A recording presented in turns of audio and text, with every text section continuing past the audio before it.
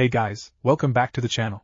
This is a story about what if Godlike anbu Naruto in Marvel Universe. Before I start, please support for more amazing content, and do consider subscribing to my channel and share this video with your friends. This is written by the Faceless Wordsmith and link in description and support writer. Let's start the video. Chapter 1, Uzumaki Naruto. 3 years ago, Uzumaki Naruto would have laughed off the idea of becoming a civilian. At his core, Naruto was a fighter. A trait passed down to him by his parents, no doubt. The life of a non-combatant felt too tame for his tastes. Conflict followed in his shadow. Naruto knew that better than anyone. Or at least, that's what he thought. Time had a way of proving a person wrong. When thrust into another schooling system of all things, Naruto felt his world ending. Like the old academy, most of what high school taught him bored Naruto to tears. Going from a worldwide to geometry would do that to a guy. However, Naruto did manage to find something that interested him. That was world history. The idea of various cultures and beliefs coming into their own in a single place fascinated the shinobi. Naturally, the whiskered ninja transplant gravitated toward Japan. It felt like a more in-depth reflection of the history Naruto knew from back home. He also took a secondary interest in India's culture along the way. The more he discovered, the more Naruto questioned how these detailed stories came to be. Sure, he didn't have any proof, but he had an idea. Gods, goddesses, and maybe something even greater. Though seemingly unbelievable, it made the most sense. With how I ended up here, it's not so unbelievable that gods and goddesses spent time on Earth at some point. I mean, look at Thor and Loki. If two Asgardians are of flesh and blood, why can't others? If what Naruto thought was true, then the possibilities were literally endless. But did Naruto want to meet these beings if they really did exist? Past experience with those considered divine hadn't left a positive experience on the whiskered teenager. Naruto shook his head. He was getting ahead of himself. Happy to laugh at himself and his overactive imagination, Naruto stopped in the middle of the path and looked at the clouds. What am I doing? What am I thinking about? This isn't the time for what-ifs. Those kinds of thoughts can wait until after I enjoy a nice, hot bowl of ramen. A different dimension didn't lessen Uzumaki Naruto's love for the broth-filled noodle dish. Naruto continued down the bend in the path, taking it to a more isolated section of the park trail. That's where the blue-eyed blonde stumbled upon a confrontation that instantly put a frown on his face. A pair of guys stopped a young woman from continuing down the path. She looks kinda familiar. Really familiar, actually. Look, I told you and your buddy that I'm not interested. Take the hint and buzz off. She was tired of repeating herself to these dunces. They hadn't tried anything funny yet, but she was a few seconds away from kicking one of them in the balls. It'd make her feel better and prove a point. Felicia Hardy wasn't some wallflower to be pushed around. The reiterated denials thrown at him caused the older man to snort and fold his arms. I don't see what the problem is. You come to our party, show off a little, and get free drinks. It's a win for everyone. Felicia rolled her eyes. This persistence thing was getting old. First of all, I'm not 21 yet. And second, you're what? 25? Sorry, but that's a little too old for me. So why don't you take your offer and find someone else? Hey, you don't have to be a frigid bitch about it. We're trying to do you a favor. The frustration on the second man's face was becoming rapidly apparent. There was also the way his finger tapped irritably against his bicep. Felicia's equally biting response was shelved. Because this was when Naruto cleared his throat. Without uttering a word, Naruto redirected the attention onto him. However, now it was Felicia's turn to interrupt Naruto. Naruto! The timely appearance of a high school acquaintance gave Felicia an idea. She brushed past the two dunces and took a surprised Naruto by the arm. The fog that kept Naruto from remembering Miss Hardy's name vanished when he saw her face. Putting that confusion into the inflection of his voice, Naruto replied, Felicia? While they were from the same class of graduates, Naruto never got to know Felicia Hardy. They existed on opposite ends of the social spectrum. She was the popular one, while he was the quiet one who kept to himself. Naruto only knew who she was because the two of them had 3 classes together in their senior year. He didn't have bad things to say about Felicia, but nothing overly complimentary either. That's why he was as confused as anyone by the sudden contact. Felicia pouted at the genuinely confused man on her arm. She placed more pressure on his arm when she squeezed it tightly to her chest. What took you so long? I started to think you were going to stand me up. Naruto didn't get the chance to call Felicia out on her lie. Not with one of her 2 suitors forcing his way back into the conversation. The anointed dunce broke free of his surprised stupor. And he couldn't keep his envy to himself. Hey loser, we have some business with this one. Why don't you take a hike or something? I agree, come on Naruto. We're late for our lunch reservations. Felicia played up their relationship further by leaning into Naruto's body. This earned the confused blonde a glare from the other blockhead. Clearly, he was jealous too. Seriously? This is your boyfriend. Dude looks like a flake.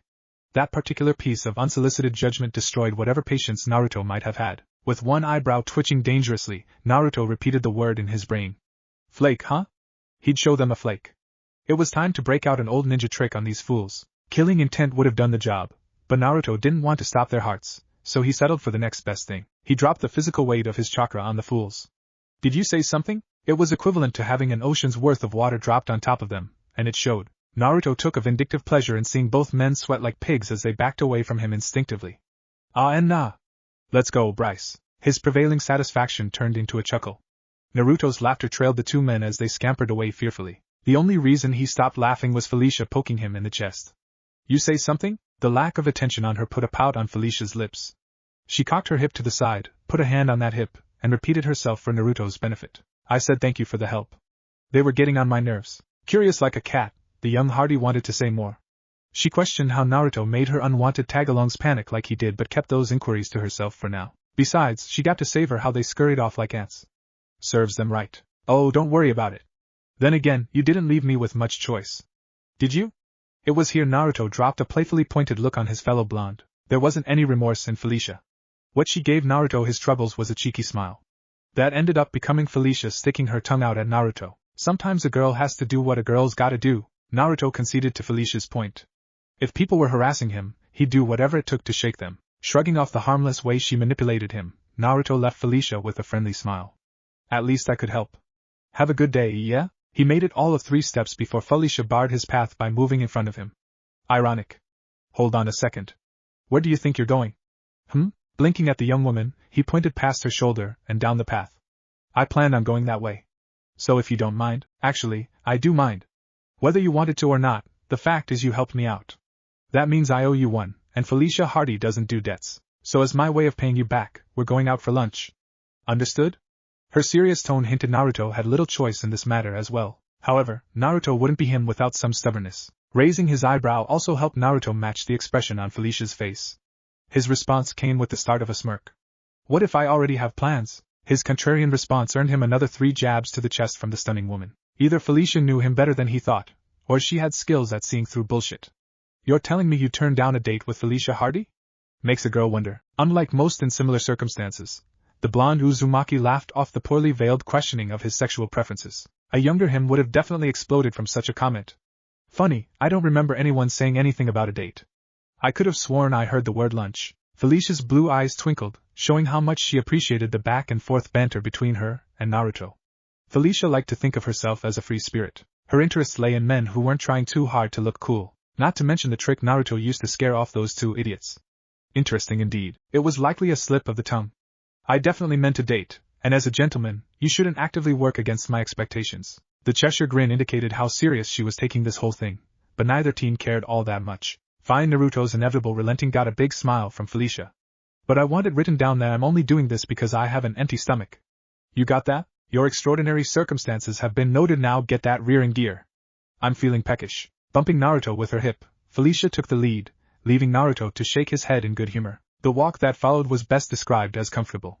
There wasn't a word spoken between Naruto and Felicia because they didn't feel the need to talk. It was a peaceful walk with good company, and that's all it had to be. Eventually, the pair found a nice, little burger place that Felicia was more than happy to recommend. The conversation picked up once again when the two were seated in their booth. Fresh off a sip of her lemonade, Felicia started things off.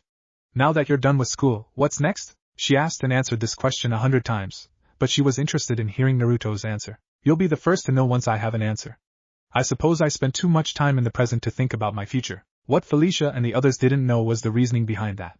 Try coming to an entirely different dimension at 16. See how worried you were about life after high school. It took more than 3 years to adapt, even for a shinobi. Putting her chin on the top of her palm, Felicia offered one route forward. It was the same thing one of the school's academic counselors advised Naruto to do. Have you thought about going to a college? I'm going to the university upstate. Yeah, I thought about it, but I don't know what I'd study. Maybe I'll do some traveling first. I have more than enough money saved away, luckily. More like Naruto had a casino's worth of cash after using a henge to clean out a nearby gambling establishment. International heartbreaker, Naruto Uzumaki. Naruto chose not to correct her Western way of pronouncing his name. Instead, he turned the question game back on Felicia. Okay, how about you? Is there anything you regret not doing now that we're out of high school? Ooh, that's a good one. Let me think. Felicia's eyes went up while her finely kept fingernails tapped at the gentle point of her chin. If I had to pick one, I'd say it was the people I hung out with. The sunshine blonde raised a brow in response. The people? He asked tentatively, curious as to what she meant. Felicia moved her eyes down into the top of her drink for the time being. Focusing her attention on a single thing helped clarify her thoughts. Yeah, the people I called friends weren't good for me as a person. Most guys liked me for my looks, and the girls wanted my popularity when I look back at it. Naruto's wince went unnoticed. Unsure of what he could add but needing to say something, he chimed in. Can't say I know much about that. I had maybe 5 friends total. His admission got Felicia to look up, and that's when she saw a sheepish Naruto rubbing at his head. The bashful expression on what she thought was a handsome face made her smile warmly. Thoughts of her bad friend choices already behind her. I think you'd make a pretty good friend, Whiskers. Naruto silently thanked her for using the pet name. It helped distract him from the genuine praise that would have probably made him blush. A nickname? Someone's getting bold. When their meals reached the booth, the pair had breezed past the getting-to-know-you questions and engaged each other in a more natural, free-flowing way. They looked like a pair of old friends with chemistry to match. Wait, so what did you do with the note? Engrossed in his story, Felicia all but forgot about the fresh fries on her plate. Naruto's grin stretched around a chuckle as the memories of this particular tale left him feeling amused. Nothing. The teacher saw the note. He made me stand up in front of the class, but since I hadn't read it, I had to make up some bullshit. When I finally did see what it said, the girl was so embarrassed she couldn't stop apologizing. Felicia put a hand over her mouth in an attempt to keep her giggling at a manageable level. Wow. I can't believe you got caught with a note asking you out. That never happens. So what happened next? Since I felt terrible about the whole thing, I agreed to take her on a date. We ended up going on 3 of them. By the 3rd, we realized there wasn't that romantic spark, though the 2 of us stayed friends. Naruto admitted with a content smile. He was happy he tried to make things work. His current date listened in silence until the very end. That's when Felicia said something that caught Naruto totally off guard. Sounds like I need 3 more dates with you if I want to be number 1. The sly smile on her face only enhanced her statement of intent. Naruto's surprise turned into a cough. When he got himself back under control, Felicia's smile had grown. Did this become a competition when I wasn't looking? There was a determination creeping into Felicia's clear eyes. It told Naruto all he needed to know, almost more than the words following it. If I'm in the field, then I want to be the best. Doesn't matter if it's a sport or as a date. The spiky-haired teenager looked at her in silence before smiling. I can respect that. When their waitress arrived with the bill, it put a momentary break in the festivities. Man, I don't even remember finishing my food. Time really does fly when you're having a good time. Felicia stopped herself upon seeing Naruto reach for his wallet. What do you think you're doing, paying for my food? Naruto's bewilderment turned what should have been a statement into a question. No, you're not, Felicia responded so quickly it caused Naruto to pause. Yes, I am. Trying again didn't help Naruto any. If anything, repeating himself caused Felicia to shut Naruto down faster than before. Nope. Before Naruto could hope to stop her, the assertive woman handed the waitress the money they owed and sent her off. This left Naruto at the table with a deeply furrowed brow. Felicia laughed at him. Don't sit there with a sour look on your face. The staff needs to clean our table. Come on, chop chop. Her good-spirited taunts pulled another chain of grumbling complaints from the blonde man that Felicia guided out of the restaurant. Naruto felt his mood lift as he stepped into the sun. She might have outfoxed him back in the restaurant, but he had something in mind. Since you paid for lunch, why don't you let me walk you home? Blue Eyes spent a good while searching Naruto for something before Felicia agreed with a smile. I think I'd like that. From there, both young people lapsed into a companionable silence, arm in arm. With Felicia providing directions as needed, it wasn't long before the pair arrived at the small apartment that Felicia called home for the summer. Felicia untangled herself from her date, and turned to face Naruto properly. That's when the smile and kind words came. Thanks for a great time, Naruto. I really enjoyed it, truthfully. Something in the back of her mind questioned if Naruto would try anything like her past dates. Would he overstep, and how would she react if he did? Her worries turned out to be unnecessary. Naruto rubbed the back of his head with a bright grin. I'm glad. Despite what I said, I didn't want you to have an awful time. Naruto was actually relieved to hear her opinion on their unplanned date. Credit to her, Felicia realized Naruto didn't plan on doing anything to officially end their date. This meant she had to make a choice. Give me your phone for a second? Huh? Oh, sure. Naruto fumbled with his phone for a moment before placing it into Felicia's outstretched hand. A minute later she returned the smartphone with a grin. There, now you have my number. I'll be in touch, Whiskers. With a parting wink, she vanished into the apartment, leaving a surprised Uzumaki standing there in silence. Naruto checked his messages. He saw a text Felicia sent on his behalf. What he read made Naruto laugh. She sure had a sense of humor. Thank you for giving me your number. I appreciate it, and your beauty, Naruto. Shoving his phone back into his pocket, Naruto shook his head with a small smile as he went down the concrete staircase. What an afternoon. Lingering out in nature was standard for Naruto. That's why he found himself out on the banks of the Hudson River. He enjoyed going out of his way to take in the beauty of nature. It was a hobby of his that predated becoming the latest Toad Sage. Naruto savored the beauty. He basked in the freedom that only the outdoors provided. This feels like as good a spot as any for some meditation. I certainly know I could use the practice after going so long without it. He got comfortable watching the river flow to the south. From there, it wasn't long until his breathing and his body went still. That's when Naruto found his center of balance.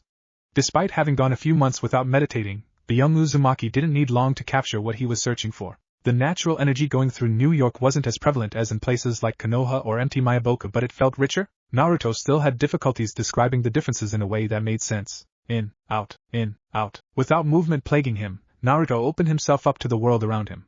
He created a bond between his body and the land by mixing his chakra with natural energy, but he didn't keep it for himself. No, Naruto released the combination back into the atmosphere, stronger and more resilient than before. White markings were forming beneath his eyes as the blonde found the point of optimal balance. As Naruto entered sage mode, a pod of whales moving through the river breached with a happy crooning sound. It was like the animals were calling out to the young man on the shore. While he and nature continued to intermingle, Naruto's thoughts strayed towards something that troubled him. Someone who bothered him. This is how it always ended when Naruto found himself with a quiet moment to think. It all came back to Thanos, the Mad Titan, and collector of the Infinity Stones. Everyone living on Earth knew about the alien that came to their world and changed the course of universal history. With a single snap of his fingers, Thanos collapsed governments. He divided families and erased existences in a misguided search for balance. They called it the snap, and thanks to the Infinity Stones, Thanos got what we wanted. Half of all life gone. But there was no grateful universe. Only pain. Naruto couldn't help but be reminded of Nagato and his twisted hunt for the 9 Biju. But this was much, much worse than the Akatsuki. Thanos didn't destroy one planet. The Mad Titan ruined every world out there with his semi-genocidal plan. Oh, people tried to fight. They stood up in the face of his madness, but none of the Earth's many defenders could match the power of 5 Infinity Stones. They lost their battle to keep the 6th out of Thanos' grasp. They lost. But what if? Was it his pride talking? Naruto didn't think so. He genuinely believed if he'd been on the planet during the conflict, he'd have made a difference. Unfortunately, Naruto hadn't arrived on Earth until a month after Thanos' victory. But by then, it was far too late to do anything. Not that Naruto didn't try his best. He poured through every viable source of information he could get his hands on with the help of his clones. Tens of thousands of hours were spent looking for a solution, but they all turned out to be dead ends. Did the planet's energy affect him? Or did his unwavering desire to help people burn brighter than ever because of his thoughts? Whatever the answer, Naruto suddenly felt something pushing him toward making a vow. It doesn't matter who you are or what comes next. Anyone that comes looking for trouble will have to go through Uzumaki Naruto. And that's a promise. His inner monologue was broken up by a spray of water that landed on top of the seated sage. Naruto's facial markings disappeared as he opened his eyes once more. Looking at his soaked clothing, Naruto smiled at the whales happily splashing about. Sorry, boys and girls. I don't have time to play with you today. I have to head home. If his sun reading skills were still up to snuff, he spent 3-ish hours out by the river. Putting it somewhere around 4 o'clock, Naruto took a moment to check his surroundings but didn't see anyone. He shrugged it off after a second. Weird, he felt like someone was watching for a moment. It must have been his imagination or his shinobi paranoia. Hidden hideout. Running an organization of any level takes a lot of effort and foresight. Having to manage a coalition of trained ninjas was a step beyond that. This is the lesson Electra Nachios was learning firsthand. The absurd amount of delegation and written reports she went through in a single day was mind-numbing. But when she got used to her new role, Electra found a good rhythm, and the clan as a whole benefited from her decisive way of doing business. Not that it was difficult for a clever woman like Electra to consolidate a group of warriors who lost their way because of Thanos snapping away their leadership. With the assistance of her newfound ninja minions, Electra felt herself getting closer to finishing off the group that ordered her father's death. How dare they use her to get closer to her father? The Hand Clan would pay in blood for their treachery. Her plan was simple and sweet. Use the Hand Clan to destroy them and earn revenge for her deceased father. Electra already killed the crooked cop who took her dad, so the Hand Clan was the next logical step. However, an issue arose, a problem that needed handling as soon as possible. A sect from the original Hand Clan found out about her activities and started working against her. Electra knew the trained Hand Clan fighters were of better quality than her foot soldiers, loathed as she was to admit it. The number of bodies she lost was starting to pile up. She needed an ace, a difference maker. Get in here. I have a task for you. The door quickly swung open, and a slender woman in all red kneeled in front of Electra, her head pointed toward the ground as a sign of respect. You're to go into the city and scout for people based on combat effectiveness. Starting tomorrow, I want a list of people who can serve our cause. Don't fail me. Yes, mistress. Disappearing as quickly as she entered, the assassin woman vacated the room. Alone again, Electra sighed as she pulled out her sai from beneath the desk. Oh Matthew, what I wouldn't give for your help right now. When his phone went off, it broke the silence of an otherwise quiet walk. It also brought a chuckle out of Naruto. It's good to know a bunch of playful whales didn't wreck my phone. That'd be a tough one to explain. Because he was preoccupied imagining telling such a story, Naruto was more than a little distracted. His shinobi senses told him to get out of the way, but his body couldn't move quick enough. He ended up running into someone with a broad and rock-hard body. Literally. Sorry about that, kid. A massive hand made entirely of orange rocks dropped into Naruto's field of view. After using a second to reorient himself, the blonde happily allowed himself to be hoisted back onto his feet. No, it's my fault for not paying attention to where I was going. Naruto and the man shared a respectful nod before heading their separate ways. However, Naruto did stop and look over his shoulder curiously.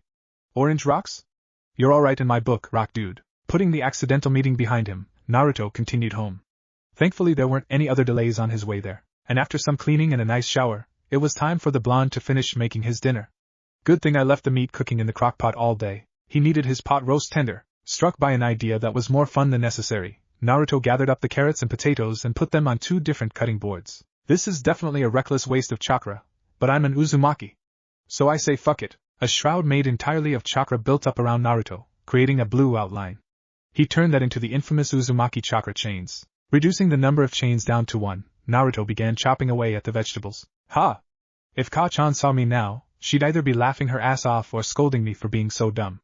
But I like to think she'd be laughing, verbal tick and all. That warm thought helped Naruto make it through another lonely night of cooking for himself, by himself. Naruto could have all the confidence in the world. Wear an easy smile every second of the day, but no matter how far he went, Naruto couldn't shake the yearning for a family. It followed him around like a second shadow. It's what every orphan wanted for themselves at some point in their life. The thought left Naruto with a whimsical smile. Maybe someday a house filled with memories and love was the stuff of Naruto's dreams. Moving to the sink to wash his hands, the sunny-haired teenager found his kitchen filled with the sounds of his ringing phone. He cursed to himself, and quickly wiped his hands on his pants. Hurrying over to the vibrating cell phone, Naruto answered the call without looking at the ID. Hello? You answer the phone but can't open a text? Even girls have an ego, Whiskers. Naruto didn't need to be a Mensa-level genius to figure out who called him. Felicia? It was you who sent that text? Come on, try to keep up.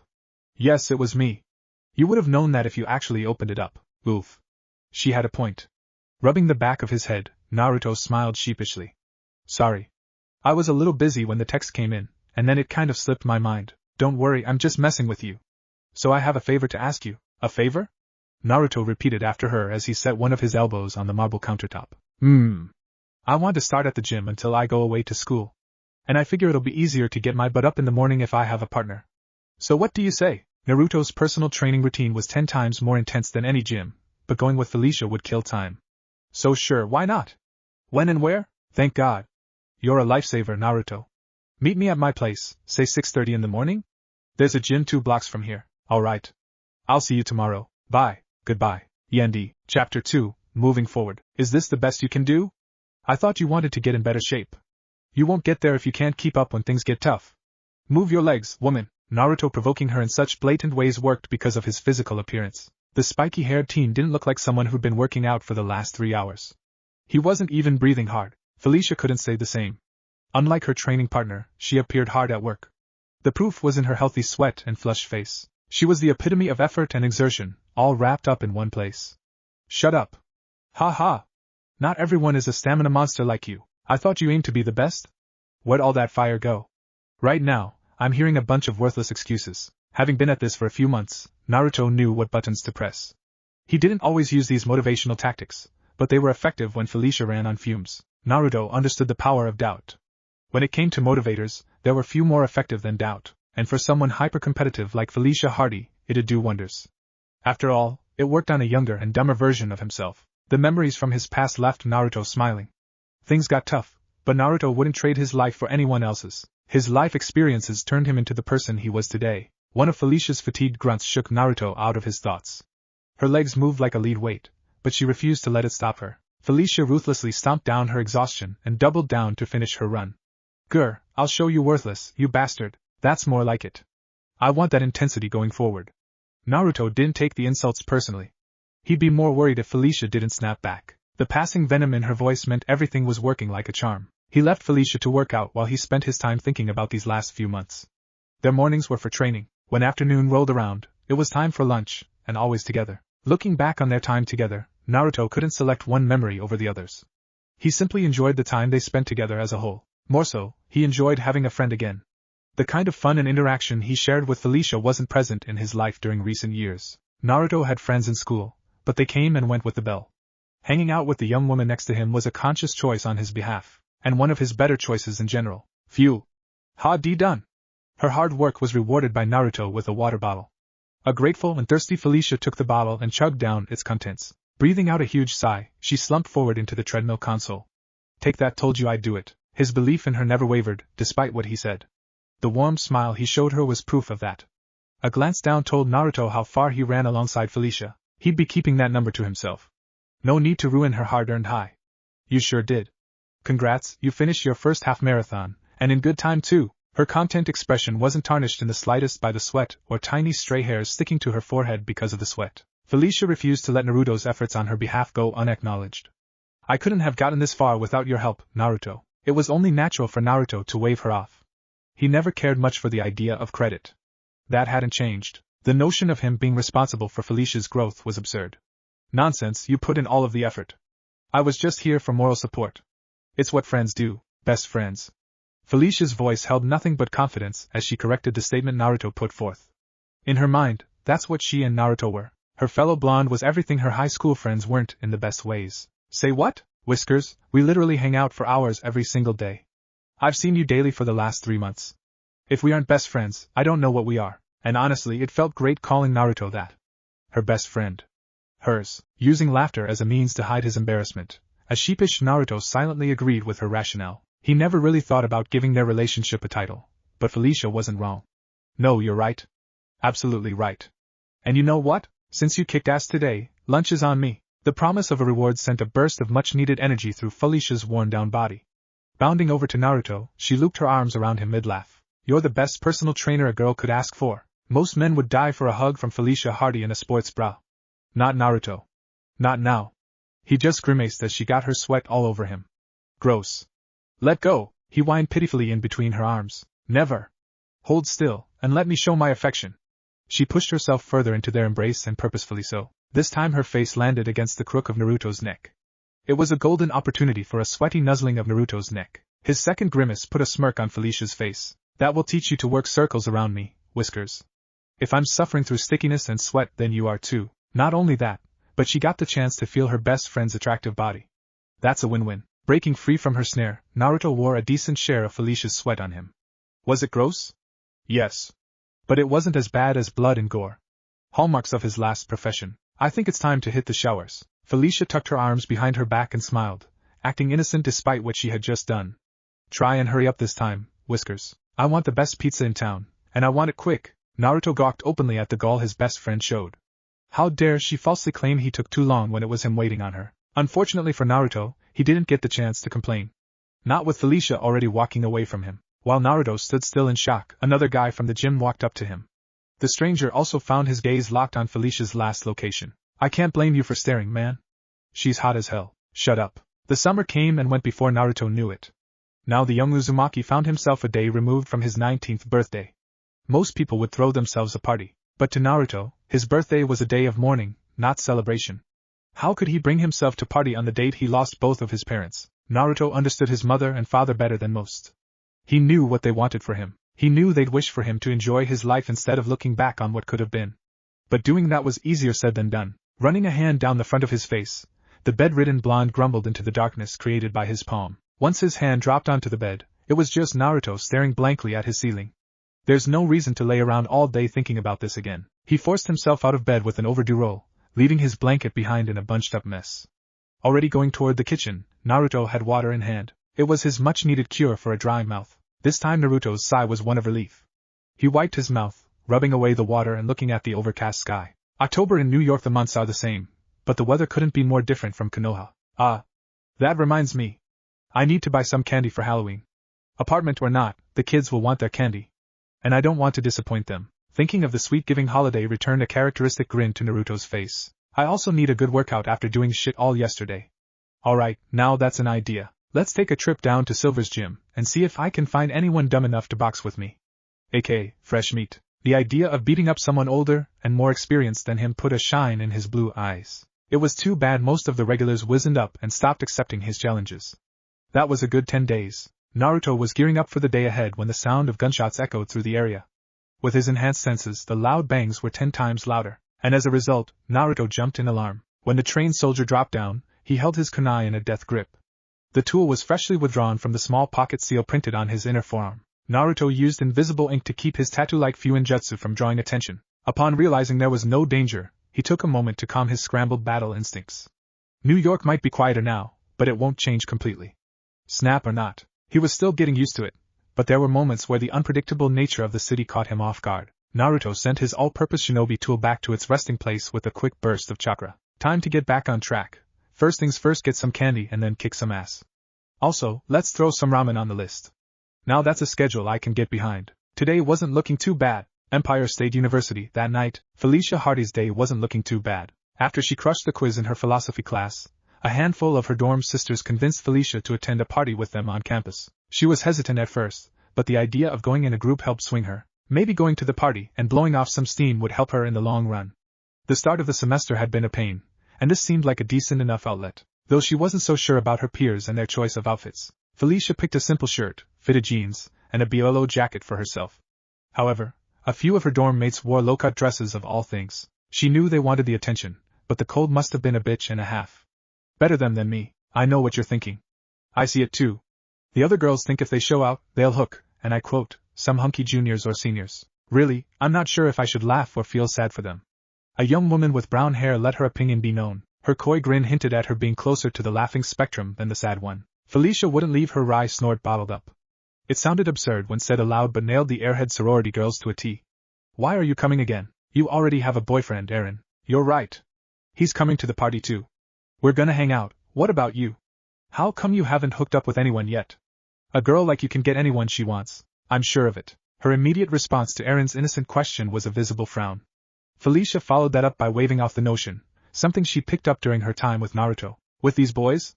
No thanks, I got enough of that in high school. Aaron laughed, and patted a grumbling Felicia on the shoulder. She could only imagine how many horny idiots chased her fellow female around like lost puppies. I hear you. Well, at least try to enjoy the party? That's why I'm here. Look sharp, sister. We're here. Felicia looked up at Aaron's insistence. Felicia didn't know why she expected something different from the building. The dorms here all looked identical to each other. This was no exception. We're here, girls. Remember, I call dibs on the baseball captain. Realizing where the conversation was heading, Felicia made the executive decision to tune the others out as their group entered the party. The first thing to greet Felicia was the loud music. Then came all the shouting. It didn't surprise her that people were already well into their night of drinking. I already regret making this decision. Her feelings must have reached her face since Aaron put a friendly hand on her shoulder. You're more than welcome to hang out with us, Felicia. I wouldn't mind, Aaron offered kindly. Thanks, but you don't have to do that. I can figure something out. Go on, have fun with your boyfriend. Despite her feelings about the party, Felicia would rather be alone than a third wheel. The latter would be infinitely more awkward in her personal opinion. If that's what you want, I won't push you. Good luck out there. Aaron went to find her boyfriend, leaving Felicia to work through the shifting mob of party-going students. Several guys tried getting her attention but were shrugged off as Felicia made her way to one of the refreshment tables. Picking a sealed water bottle as her drink of choice, she took up a quiet spot from where she could watch the party. While she wanted to avoid gatherings like this, doing something other than studying was a balm on her fatigued mental. In other words, it was a sorely needed break. Is that you, Felicia? What are you doing here? Felicia stopped sipping on her water and looked toward the voice coming from her left side. She quickly recognized the young man calling out to her. Ryan, the guarded nature of her voice implied a mixture of conflicted feelings. Why did she feel that way? Because she and Ryan had something of a history. You see, at the start of the semester, she and Ryan were paired together by their teacher. From there, a relationship grew between them. They went from partners to friends. Parts of Ryan reminded Felicia of Naruto, making it easier for her to open up. Things were moving smoothly between the two. It appeared there wasn't an end in sight until things changed for the worse. That change came about due to Ryan's comments about advancing their relationship. Felicia pushed back on the idea, but Ryan wouldn't let it go. In the end, Felicia had no choice but to cut Ryan off entirely. That was 2 weeks ago. And this was the first time Felicia spoke with Ryan since then. Yeah, it's been a bit. You look good. Compared to the environment around him, Ryan's voice was quiet. However, the words still found a way to Felicia's ears. Unfortunately for him, she wanted nothing to do with the compliment. Ryan destroyed any chance of Felicia liking him in that way, so his remark just made her feel uncomfortable. Thanks. Ryan looked over his shoulder and was struck with an idea. He deemed it good enough to smile about. How about we go dance with everyone? Looks like it could be fun. His brown eyes held no shortage of expectation as they glimpsed Felicia. She answered with a quick shake of the head. Her refusal also sent her straight hair into a slight flutter that punctuated the definitiveness of her answer. Sorry, but I don't think that's a good idea. Oh, how about we just talk? You know, catch up? Despite struggling for a reason to stay around, Ryan's smile persisted on his face. At the very least, he believed in himself and his chances at winning Felicia over. The answer is no. I'm going to pass. Excuse me, Felicia refused to let him respond further. She vanished among the dense grouping of students, leaving Ryan behind. Ryan's eyes dallied on Felicia before being joined by a pair of his friends. They were quick in pulling Ryan back to the festivities. Felicia made the opposite choice. On the outside, Ryan looked harmless, but something about him put her on high alert. It had been that way since the day she ended their association. Felicia wanted to avoid him whenever possible. The wandering Hardy found her sanctuary in the ladies' bathroom. Tucked away from everyone, Felicia dropped her guard for a second. Staring at herself in the mirror over the sink, she confided in her reflection. I have this awful feeling in my gut. I need to make a call. This might be surprising, but Naruto knew how to drive a vehicle. He even owned one. However, thanks to his shinobi skill set, he rarely used it. Ninja running speeds and all that good stuff. But sometimes, a car was necessary. This happened to be one of those times. Hey, I need a huge favor, Naruto. Unlike driving his car, hearing from Felicia wasn't rare. What really surprised Naruto was how Felicia asked for help. Hearing Felicia Hardy, of all people, speak bluntly set off alarms in Naruto's head. Felicia Hardy and bluntness weren't a thing. Not that it mattered, Uzumaki Naruto was always there for his friends. Full stop. I don't feel comfortable on campus. Can I stay with you until Monday? Tuesday at the latest? Naturally, Naruto told Felicia that wouldn't be a problem and went to pick her up. Hence the need for a car and his trip to Empire State University. Actually, Naruto was going faster than he should have, thanks to the worry hidden in Felicia's voice. A combination of calculated speeding and no traffic helped Naruto make excellent time.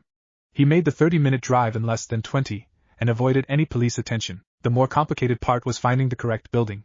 Felicia's text directions helped, but the search cost him around 10 minutes. I think this is the place. Naruto couldn't be 100% certain. The building matched the description and location in Felicia's text, but all the buildings look similar. There's only one way to find out. Sticking his phone back in his pocket, Naruto stepped into the big building. He winced immediately as the blaring music blasted his sensitive hearing. Naruto grumbled about his hate for large parties as he forced chakra into his ears. He used it to block out the louder pitches and sounds that wreaked havoc on his eardrums. I should check if anyone's seen Felicia around. Naruto selected the person nearest to him. He looked a little red in the face, but Naruto couldn't afford to be picky. Have you seen a girl around? Pale blonde hair? Blue eyes? Dude, look around. There's a lot of blondes with blue eyes at the party. Sorry, but I can't help you. Just grab a beer and relax like the rest of us. The whiskered teen dropped an annoyed sigh in response. Naruto decided to rely on something far more reliable than word of mouth. He opened his senses and was greeted by a nasty source of negativity. Thanks for the parting gift, Fox. Naruto's suspicions were heightened by the pair of guys standing near the door. His shinobi brain said they weren't loitering but standing guard. They were his target. The chance to work his Uzumaki charm was shut down quick. The teen standing on the right greeted and dismissed Naruto in the same breath. Hey pal, you don't want to go this way. Some girl made a real mess in there. Lies. I don't have time to mess around with you too. This little trick wouldn't have worked on a shinobi, but a civilian was fair game. Ha! An Uzumaki and former Jinchuriki doing genjutsu? Eat your hearts out, Uchiha. Megan, Kokoni Areza no Jutsu. Demonic illusion, false surroundings technique. The illusion showed the sentries a fake party playing out in real time. Naruto stepped between them and forced his way into the bathroom. A poor attempt at barring the door from the inside was shattered effortlessly. But Naruto's focus wasn't on the garbage cans he knocked aside. What the fuck are you doing?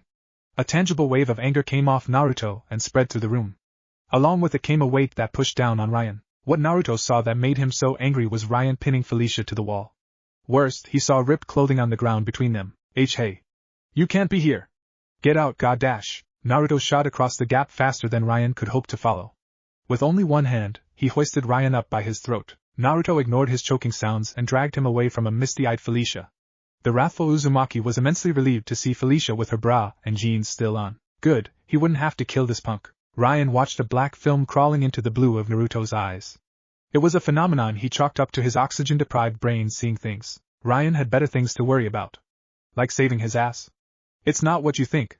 Please, let me go. Shut up, trash.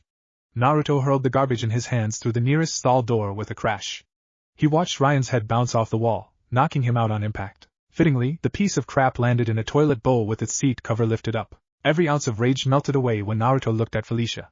She was upon him quite fast in her own right, hugging him as tight as she could. Felicia cried against Naruto's shoulder now that the ordeal was over.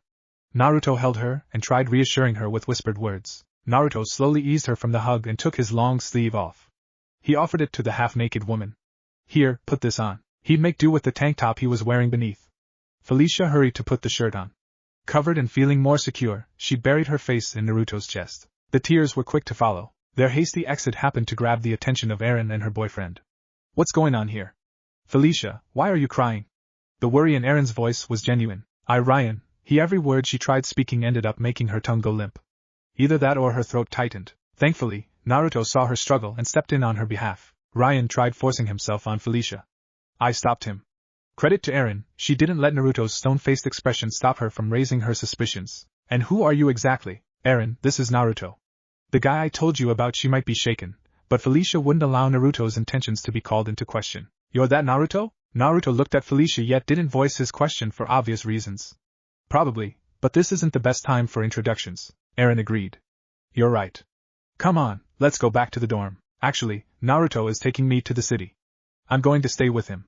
I need to get away. Being with her friends helped dull the edge, but Felicia still found herself jumpy around so many people. If you're sure, I trust Naruto.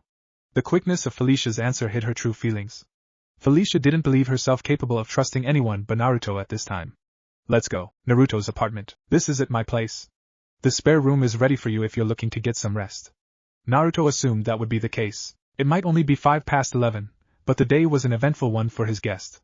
Rest would do her well. Felicia directed a half-hearted smile at Naruto after looking at his apartment. I always figured you'd live in a more minimalistic home, Naruto. Come on, you act like I went overboard or something. It's not that bad. He defended himself with a sheepish rub of his head. The only large purchases he made were the sectional sofa, a new microwave, smart television, and of course, the beds. His predictably endearing response made his guest smile honestly. Do you think we could find something to watch? Felicia doubted she could fall asleep right now. With his goal of making Felicia as comfortable as humanly possible, Naruto wouldn't be denying her any time soon. That's not a problem. Should I scrounge up some snacks? Real people don't use that word, Whiskers. Naruto took the mature route of sticking his tongue out at Felicia. He excused himself with a harumph before going into the kitchen for snacks. This allowed Felicia to pick something she wanted to watch while waiting for him. When he returned, Naruto's arms were stacked with junk food.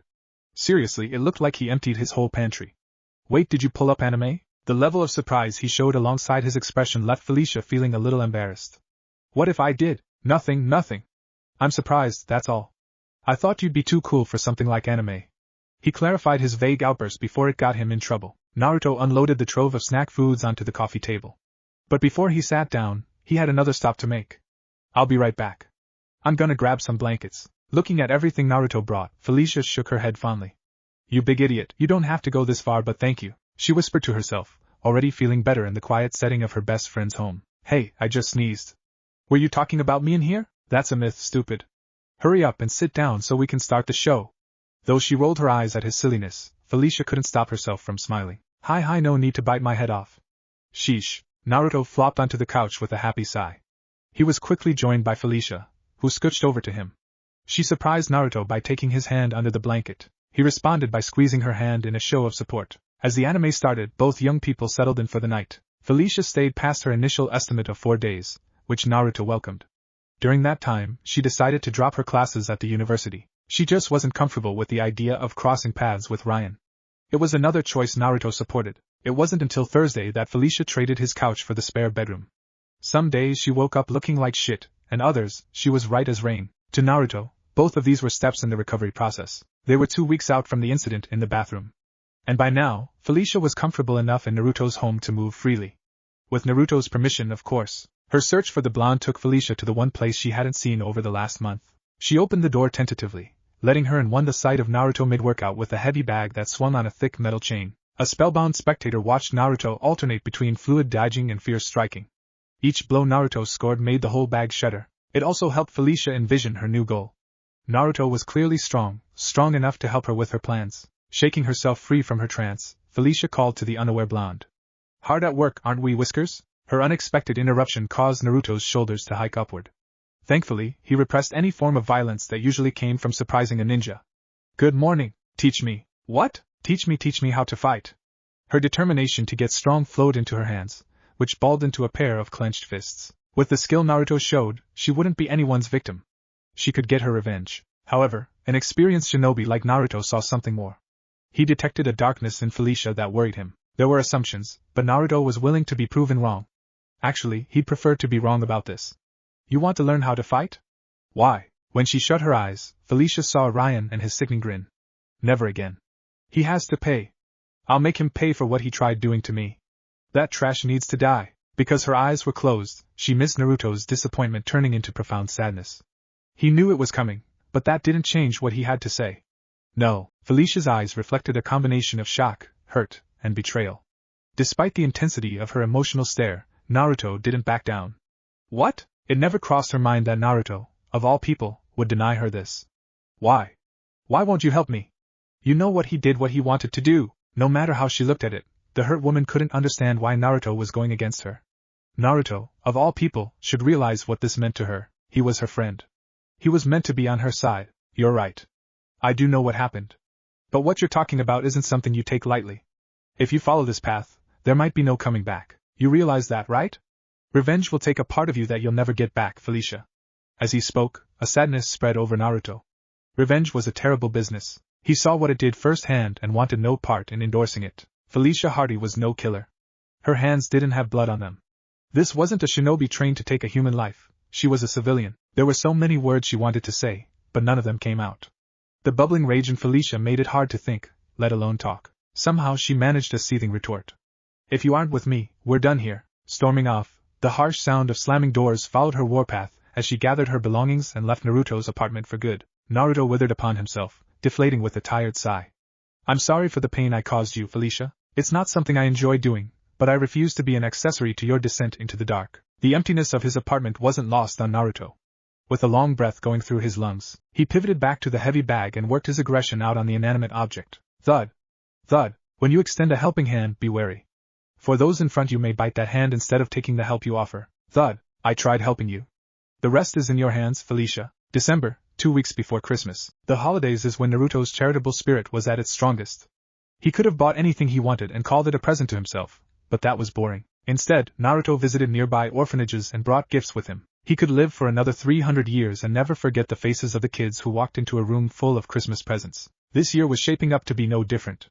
After a successful stretch of casino busting the month prior, Naruto positioned himself to bring Christmas to 5 different orphanages across the state. His clones set up all the arrangements. All he had to do was buy the gifts, and that required taking a boatload of cash from his bank. Hopefully, they didn't give him too much trouble over the amount like last Christmas. Being stuck in a quiet bank office wasn't high on Naruto's list of things to do. Naruto walked into a line of people waiting to be served. Shrugging, he slotted himself into place at the back and waited his turn. Since he didn't have anything better to do, Naruto put his hands in his pockets and looked around. If this guy tells me it's too dangerous to have this much cash, I might just laugh in his face, the amused teenager told himself as he idly watched a little girl run to her mother. The little lady was clearly pleased with the candy she got from one of the bank's employees. The general good vibes were dashed when cursing, and a pained groan hit the air. Naruto and everyone present turned to face the commotion. Some gasped while others screamed because 3 men in masks barged in with guns in hand. One of the thugs subdued the security guard, leaving the poor man with a thick bruise on his temple. The other 2 criminals were already moving further in to take control. If you don't want to get hurt, you better listen up. Everyone to the wall without windows. Stay down, and we won't have to shoot you. He won the anxious crowd's obedience by whipping his firearm in their direction. Naruto followed suit for now. No one realized the security cameras were broken, short-circuited by a burst of Naruto's chakra. He didn't need or want his involvement on record. You behind the counter, keep your hands where I can see them. We wouldn't want you pressing any buttons. All we want is the money. Do you understand me? While the criminal indulged himself on a power trip, Naruto scoped the area for possible ways to tackle this problem. Unfortunately, the only guard present had his hands cuffed behind his back. He wouldn't be of any use. The others around him were also looking, but none seemed ready or willing to act. Not that Naruto blamed them for valuing their lives. No. I want to go home, mommy. That was the little girl from earlier. Old enough to understand something was wrong, the young child sobbed despite her mother's attempts to comfort her. Shushu, I know you're scared, but you have to be brave for mommy. Try as she might, the girl couldn't control her fears, and it only added to an already tense situation. The robber at the teller's desk grew tired of the child's constant cries. He snapped at his fellow thief. Will you hurry up and do your fucking job? Shut them up. I'm trying to think over here. The thug tasked with crowd control didn't help things by standing directly over the terrified child. "Shut her up, woman. I'm trying. I'm trying. Please don't hurt her, please, then try fucking harder. Or else someone is getting hurt." The masked man cemented his threat by aiming his gun at them, or at least he tried, because that's when Naruto launched into action. Coming in from the man's right side, Naruto took the wrist holding the gun and squeezed it hard enough that the joint cracked. Fuck! Disarmed by the pain, the robber dropped his gun. Naruto caught the weapon in his other hand, and in a decisive moment, he had the man's arm behind his back and the firearm to the side of his head. Naruto's spectacular and sudden action got the whole bank's attention. Ripping the mask off his hostage's face, Naruto eyed the remaining two gunmen coldly as they aimed at him with their guns. The blonde was painfully aware of how bad things could go if he wasn't careful. "Drop your guns." His demand was met by glares and sneers. Both men's facial reactions leaked through the assorted holes cut into their face coverings. "You think you're some kind of hero? It's still 2 against 1, kid. The camera already knows this guy's face. Why wouldn't he tell the cops everything about you two if it saves his ass? How I see it, you two are running out of time quickly." The confidence Naruto exuded rattled the already nervous robbers. Naruto could tell this group was filled with amateurs at best, an exploitable weakness if there ever was one. A shaking gun was the first crack in the petty criminal's composure. His hand wasn't the only thing shaking. The masked man's voice also faltered as he tried showing that he was the one in control here. We can still kill you," Naruto smiled when they brought up the idea of death. "You could try, but you wouldn't make it 2 hours before the police hunt you down and shove you into the worst prison possible. They'll look for you everywhere. Your house. Your girl's place. Even your parents, but hey, maybe you'll get lucky." Naruto picked out the leftmost man like a hawk does its prey. How he fidgeted at the mention of his parents wasn't lost on Naruto. Undaunted by the threat of their guns, the whiskered teen forged on. "Or you can turn around right now, and you might get out of the state before they catch you. So, how much are you two ready to risk?" The whole building waited anxiously to see who cracked first. "Fuck this. I'm out of here, man." One of the masked gunmen apparently didn't like his chances. Seeing Naruto's lack of fear, he decided to cut his losses, and where one went, the other followed. Off they went running in hopes of saving themselves. Once Naruto was sure they were gone for good, he slammed the butt of the gun into his hostage's head. The criminal crumbled to the ground unconscious. Naruto helped the bank guard up, freeing the woozy man from his handcuffs. Then, Naruto used said cuffs on the man he just disabled. "Is everyone alright?" One person on the floor had trouble breathing, but his inhaler fixed that problem. Otherwise, the only innocent hurt in the robbery debacle was a concussed guard. That alone made Naruto smile. A tug at the back of his pant leg turned the blonde around. It was the same little girl from earlier, and now she was looking at him with big brown eyes. "Thank you for saving me and my mom, mister. Are you a superhero?" Naruto couldn't lie to her, even if it was the easy way out. Not with her big, innocent eyes looking at him so curiously. "No, I'm not a superhero. I just like helping people when I can." But in a young child's mind, those two things were synonymous. He said no, and yet the girl heard yes. The kind child offered him the same sucker he saw earlier. "Here, mister, have this." He took the candy gently from her hand, then lowered himself to a knee in front of the girl. Meanwhile, the mother watched the two interact with a small smile. "What's your name?" "Olivia." "Olivia? That's a nice name." "I don't do good things for presents, Olivia. I do good things because it's the right thing to do. I want you to remember that. Can you do that for me?" Naruto asked as he handed the sucker back. Her eyes went from the candy to Naruto a few times before a huge grin split her face. "You got it." "Wait, mister, what's your name?" "I'll tell you, but only if you keep it a secret." He fulfilled his end of the bargain when Olivia nodded her head hastily. "My name is Naruto." "It's nice to meet you, Olivia." It wasn't surprising to see Olivia's face scrunch at his strange-sounding name. What surprised Naruto was when the little lady managed to say his name back on her first try. "Okay. Naruto. I'll remember that, promise." With the rascal returning to her mother, Naruto picked now as the time to make his exit. The last thing he wanted was the police questioning him about what happened here. Silent rather than sneaky, Naruto slipped out of the bank. "Mommy! Mommy! If we get the dog that looks like a fox, I know what to name it." After what happened today, the mother planned on buying her daughter whatever she wanted, Shiba Inu included. "What's that, sweetheart?" "Naruto." Next day, unlike most people, Naruto had no problems with snow or the cold. Those that called him crazy didn't run as hot as Uzumaki Naruto. He dubbed his super crazy metabolism as his genetic counter to the cold. This internal heat made walks in the winter something worth looking forward to, especially when there was lots of snow. It made the walks feel more natural. Too bad an uninvited tagalong decided to follow him on his walk. Talk about a buzzkill. "You're not nearly as quiet as you think. You might as well come out and tell me what you want." His call-out went unanswered until Naruto saw someone coming out of the trees on his left.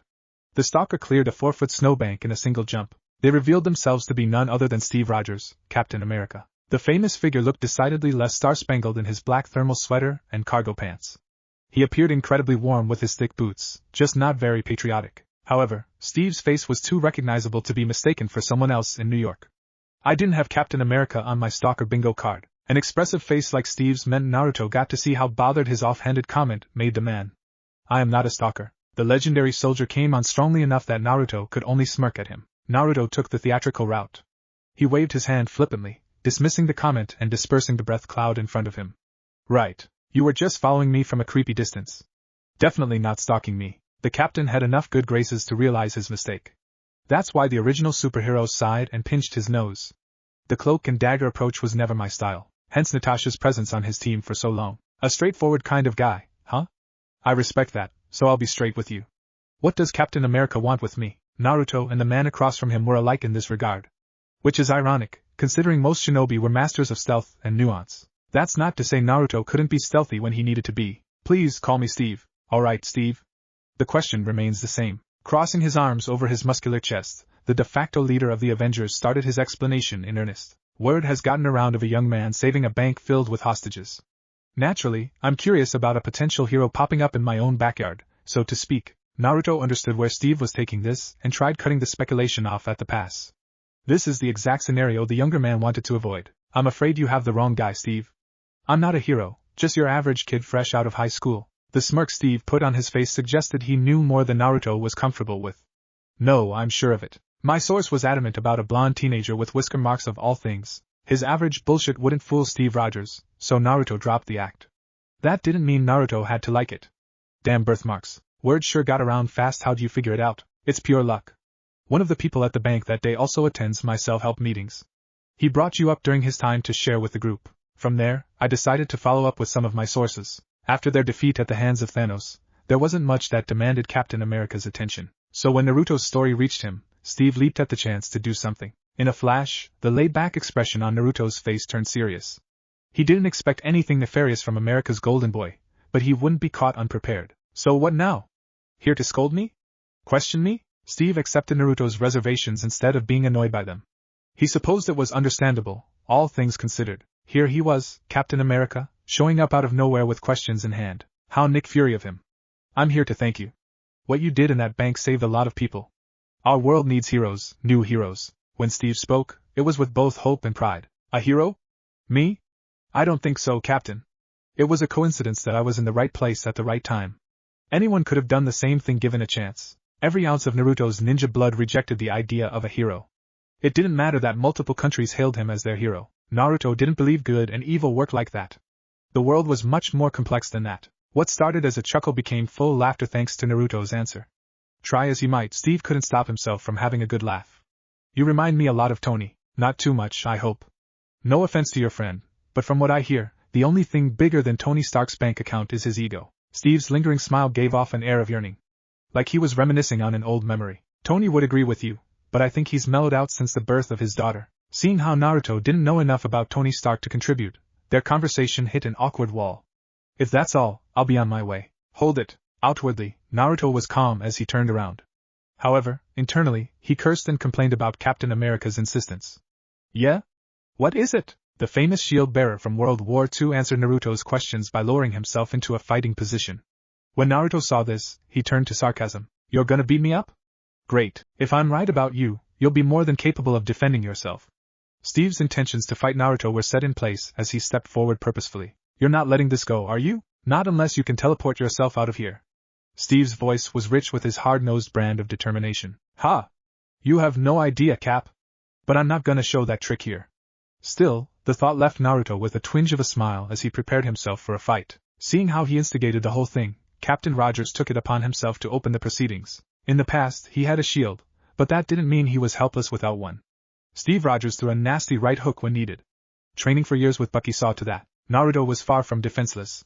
He also had plenty of training to fall back on during a situation like this. The younger man weaved away from the first two punches thrown at him, but Naruto had to block the final strike with his forearms. His guard helped hide the frown sitting on his face.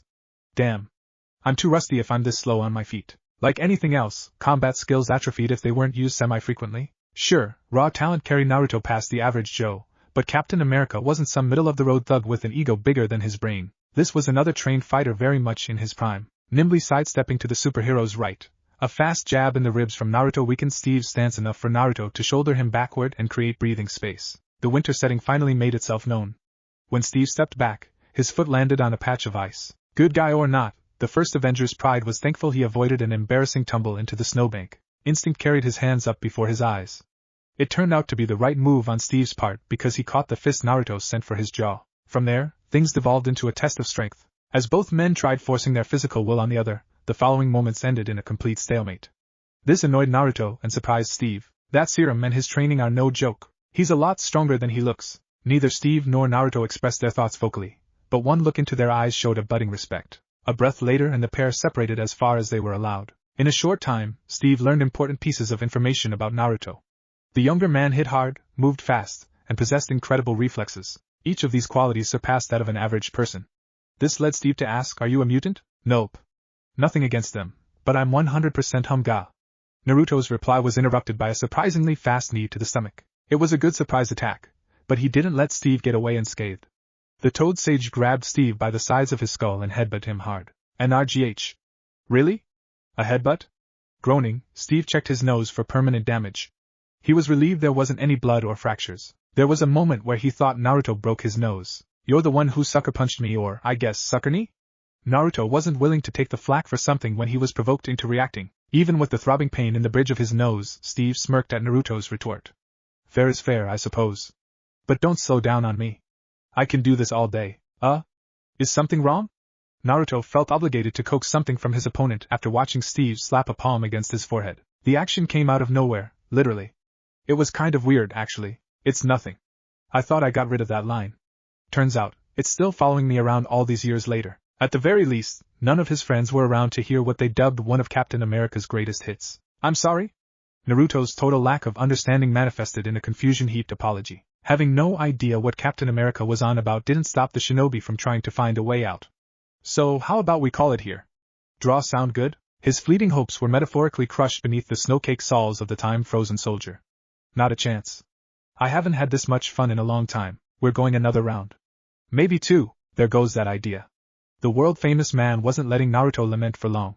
He forced the younger male to block his fist as it pierced the snow flurries falling on them. A thud resonated from the dull impact, the starting gun for the second round between hidden shinobi and temporarily retired superhero. Because of a handy distraction courtesy of Captain America, Naruto failed to realize there was another pair of eyes watching him. This person's stealth was on a whole different level, making it child's play for them to hide from Naruto while he was busy engaged with Captain America. The whiskered one has more than potential. This one possesses actual skill if he can go hand-to-hand with Steve Rogers. Yes, the mistress will be pleased to hear this. Yendi, Chapter 3, Hand Over Fist. When Elektra stood, she already had her best available smile in play. The door opening signaled the arrival of her guest. It signaled a chance to secure her immediate future. Failure at this stage in her plans wasn't an option Elektra would entertain. "I am glad you could make our meeting on such short notice, Mr. Uzumaki. Please take a seat. I would like to get to our talks as soon as possible." A simple gesture on Elektra's part sent the Han clan member out of the room, leaving Naruto and Elektra alone to talk business. When a pair of ninjas show up unannounced on your fire escape, you learn the importance of punctuality. That, or you end up with a throwing star stuck in you. "Thank you for the seat, by the way." There was a telling glint in Naruto's eyes, showing he wasn't genuinely worried about his health. Naruto brushed off the man's exit in favor of the apparent leader, Elektra. Elektra crossed her legs at the ankles as she put the blonde's worries to rest. Her voice the epitome of diplomatic. "You were never in any danger. You're far too valuable to harm over something so mundane. My people understand this as well as I do, Mr. Uzumaki." She believed a little flattery couldn't hurt, but not too much. She didn't want to accidentally push away by coming on strong. To the unaware, Naruto's sweeping gaze appeared innocent. However, in reality, Naruto utilized this moment to scope out the room for potential escape routes if things went sideways. He understood that trusting a ninja was a recipe for a sword in the back, but Naruto would entertain the idea for now. This required shifting gears back to present company, and concluded with him giving Elektra a piercing stare. Naruto held the look until a smirk shattered it seconds later.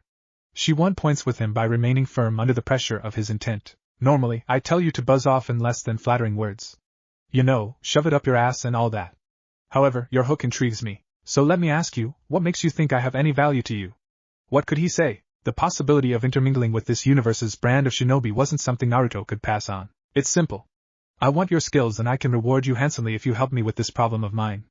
Electra refused to say she'd give Naruto anything his heart desired. Those clichés were for second-rate mob bosses and honestly beneath her. Her choice of words left a window open for Naruto, who couldn't let a golden opportunity pass him by. He didn't care if it wasn't appropriate for a business meeting. You know, it almost sounds like you are offering a young man a rather stimulating experience. I'm flattered, but why me specifically? Because there aren't many men who can match blows with Captain America walking around. If there were, they'd be sitting across from me like you are, Mr. Uzumaki. Of all her options, Electra approached this pivotal moment with the naked truth. In doing so, she surprised and impressed Naruto. The blonde looked into Electra's dark eyes for a handful of moments, where he said nothing. Until finally, your ninja friends, I assume? And please call me Naruto. Electra nodded and brushed her ponytail over her right shoulder. Only if you call me Electra, but you're right. So what do you think? Do you want the job? Years of high-stakes negotiation helped Electra keep the hope from bleeding into her silky voice. I'm willing to hear more about this opportunity. But I won't agree to anything until I hear more. That's the best I can do. Uzumaki Naruto could only exist as a civilian for so long before his blood called him to action. This was an undeniable fact. However, Electra needed to give him more legitimate details as she wanted his assistance. The lady assassin nodded, seemingly showing approval of Naruto's thought process. Naruto, not agreeing with her because of a smile, went far with the woman. You're smart, I like that. Okay, I'll give you more. But how do you feel about continuing this talk of ours elsewhere? Naruto got this feeling in his gut that both worried and excited him at the same time. Such as? He trailed off, hoping to coax something out of his hostess. Electra's smile revealed itself before her words. The Mediterranean woman couldn't keep the excitement out. She was a thrill-seeker at heart, always had been. I was thinking a fast car going even faster down the streets of New York. The shinobi transplant stared at his conversational counterpart until he knew she was serious. And as it were, she was plenty serious. This is the strangest meeting of my life. Screw it, I'm down. Naruto's way of describing the look Electra gave him was giddy. She reminded him of the commercials portraying a kid waking on Christmas morning. Fantastic. Follow me, and let's see if you can keep up. A quick trip through the complex not only brought them where they needed to go. It also revealed to Naruto how much respect Electra had among her people. None of the numerous guards looked at her for long before diverting their eyes. Either they respected her greatly or feared her displeasure. Probably both. Here she is, Naruto. The SSC Tuatara. Sleek and red fits her well, wouldn't you agree? The vehicle in front of the pair was the definition of a high-end sports car with its dynamic shape and low design. It screamed fast. It also screamed stupidly expensive. The latter descriptor drove Naruto to remark on Electra's choice of vehicle. You don't strike me as the type to have something so gaudy sitting around. It's surprising, she responded with a smile that was equal parts sly and satisfied. It's not my taste, but I borrowed this beauty from a man going through his midlife crisis. He had too many cars for one person. I say he was practically asking me to take it. Electra would put the car to better use than some middle-aged fart. She knew in her heart that she and this car were a match made in heaven. If she couldn't hear the wind roaring in her ears, the car wasn't fast enough for Electra Nachios. Instead of chastising such blatant law-breaking, Naruto chuckled the admission off. Who really cared if the filthy rich lost one of their toys? It was like a daimyo or someone of that ilk being robbed. They were still rich at the end of the day. Naruto wasn't going to cry for him, not by a long shot. Having moved to the driver's side, Electra stood with her hands settled on her hips. There was a smirk dancing on her lips as she looked at Naruto. You don't think me some petty thief, do you? The lightly made accusation came from a place of amusement. Are you a thief, Electra? Naruto fired off, unafraid to push back. Like the dark-haired woman, Naruto relished some tasteful back-and-forth banter. Only when it suits me. Both shared a laugh at her response, ending with them grinning at each other. Now stop dallying and get in the car. Naruto followed Electra's example and found himself in the passenger seat of a speeding car. The sheer force of the automobile's initial acceleration sent Naruto into his seat, but he stabilized himself a moment later. Instead of showing anxiety or trepidation, Naruto was laughing and having a blast as they blazed around corners faster than they had any right going. As someone who reached speeds even higher than this, Naruto was having a fantastic time. It didn't matter if some of the sharper turns left them with 2 tires on the road instead of 4. Naruto wished they could have gone faster. What an interesting man. When Electra put the gas pedal to the floor, she expected screams of fear, not excitement. Then she thought that maybe Naruto was doing this to impress her. However, she quickly realized that Naruto didn't look at her once. Shaking her head, Electra focused on following his example and enjoying the experience. This equated to going faster and traveling down narrower roads. Electra didn't plan on going this far with her recklessness, but Naruto's hollering was contagious. His enthusiasm encouraged her to push her limits. It amounted to a 30-minute joyride through New York, which ended with the pair parked in a forest preserve. Leaving the engine running, Electra hopped out of the car. She signaled Naruto over and started walking into the woods. I haven't gone that fast in a long time. His offhanded comment drew a curious look from Electra, but she didn't pursue the information. Electra instead focused on why she and Naruto were together in the first place. Despite her interest in the growing mystery around Naruto, her mission came first. You would like to hear more about my offer, correct? That would be preferable. My goal is to drive out an opposing group of ninjas based in New York. They are from the original sect coming from Japan and are utterly ruthless in their tactics and execution. Their number are some of the most traditional hardliners of the Hand clan. They're bad news. Electra was more than slightly surprised to see an indifferent look on Naruto's face. She expected something more. You don't seem surprised. I've learned that where there's some crazy, more is always waiting around the corner. It makes sense there'd be more ninjas somewhere, and you plan on filling the void left behind when this other group is driven out? A knowing tone from Naruto said this was more a statement than a question. Not that it shocked Naruto that Electra's motives were less than pure. Put somewhat on the defensive by Naruto's matter-of-fact responses, Electra moved to defend her actions. After all, Naruto didn't understand hand methods like she did. This group will do anything to fulfill the daimyo's ambitions, including murder and human trafficking. Putting a stop to them helps the people of New York, but it also removes one of their most lucrative operations in America. It is the lesser of two evils, Naruto snorted in amusement. While not worded the same, Naruto swore he heard the same rationale hundreds of times in his past life. As justifications went, it wasn't the most impressive pitch. I heard somewhere that evil is evil. There is no such thing as lesser, greater, or middling. Perhaps I shouldn't choose an evil and wash my hands clean of this entirely, Naruto. But anyone that knows me knows I literally can't let deeds like that go unpunished. I'll help you this time, but you're still paying me handsomely. Speaking over Electra's attempts to explain herself, the whiskered blonde finally gave his consent.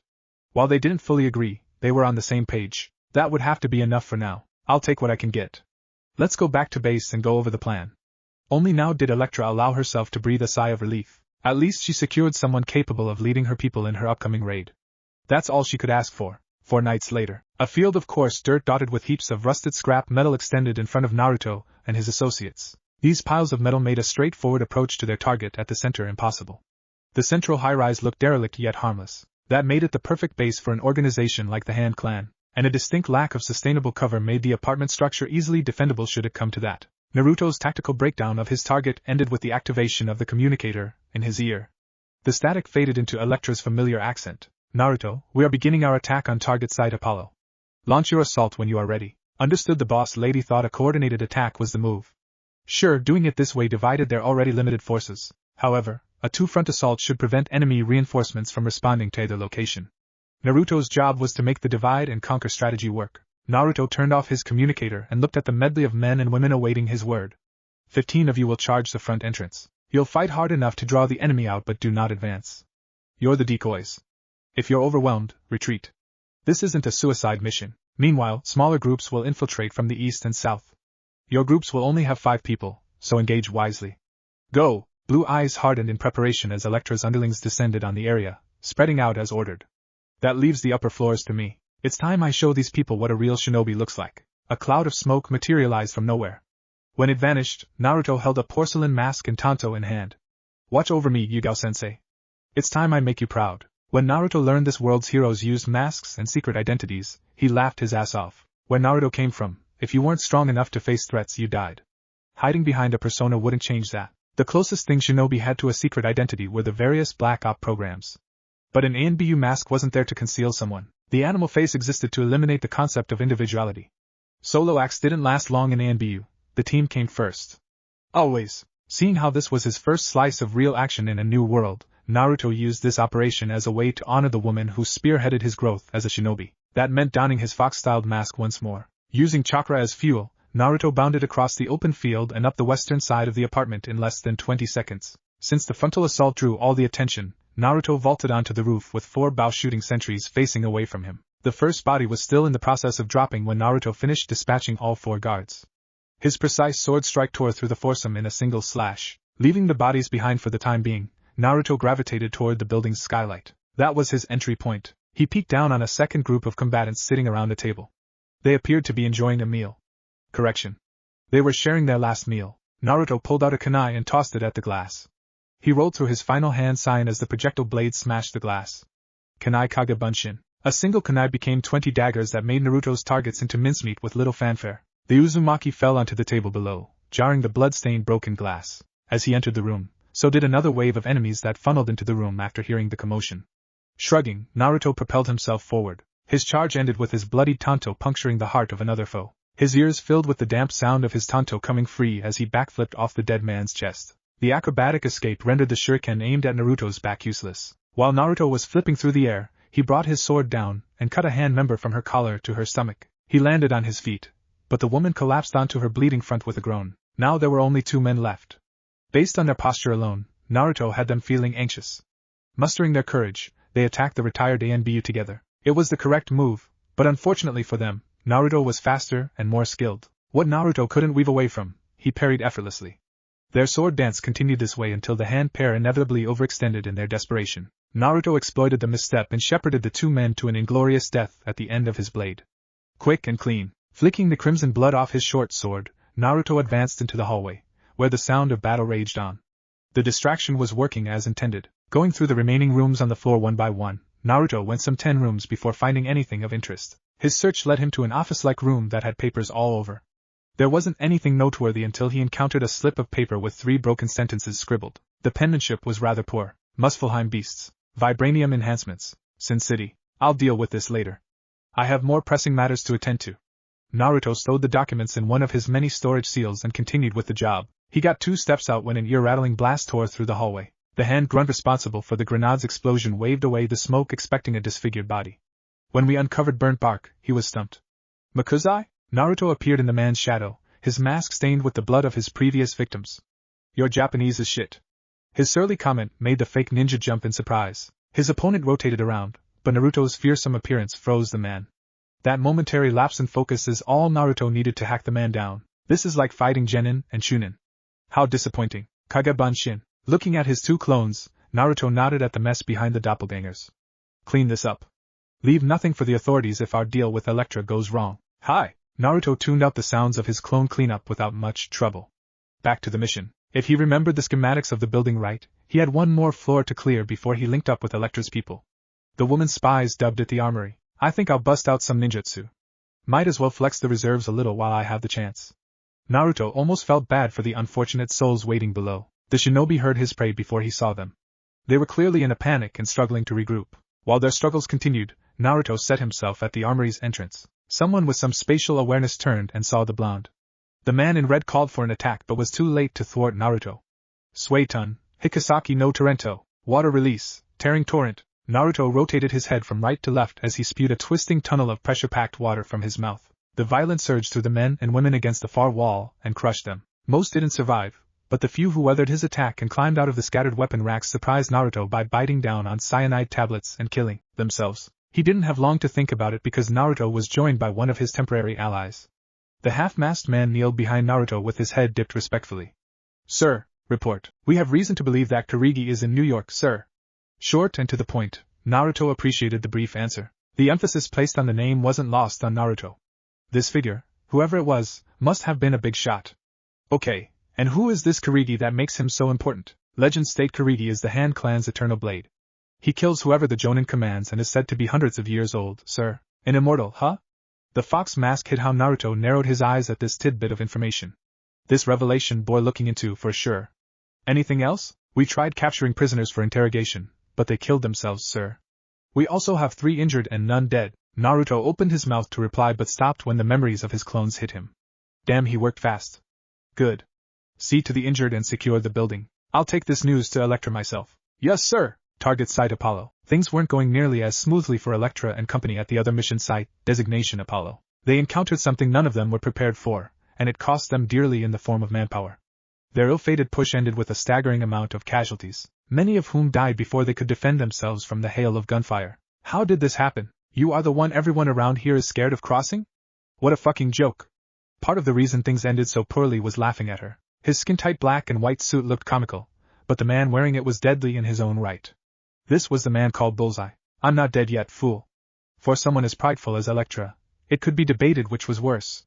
The bullet wound in her shoulder or hearing this man gloat at her expense. Right now, Electra leaned toward the latter, but the blood-leaking hole made a strong argument for first place. Good. I need you alive if you're going to suffer. It's your pain that will make me feel alive, so make sure you scream nice and loud for me. The sadistic criminal's eyes dilated, and his grin contorted wildly on his lips. Together they sold how much Bullseye savored inducing bodily harm. For an unrepentant sadist, there weren't many better occupations than freelance assassination. The only way tonight could go better for Bullseye was if Daredevil was in Elektra's place, the red bastard. Do not get ahead of yourself. It will be the end of you. I will be the end of you. Something as simple as tightening her hand around her favored weapon sent a jolt of pain through Elektra. She didn't let her opponent see the weakness, but it didn't bode well for her prospects in a drawn-out fight.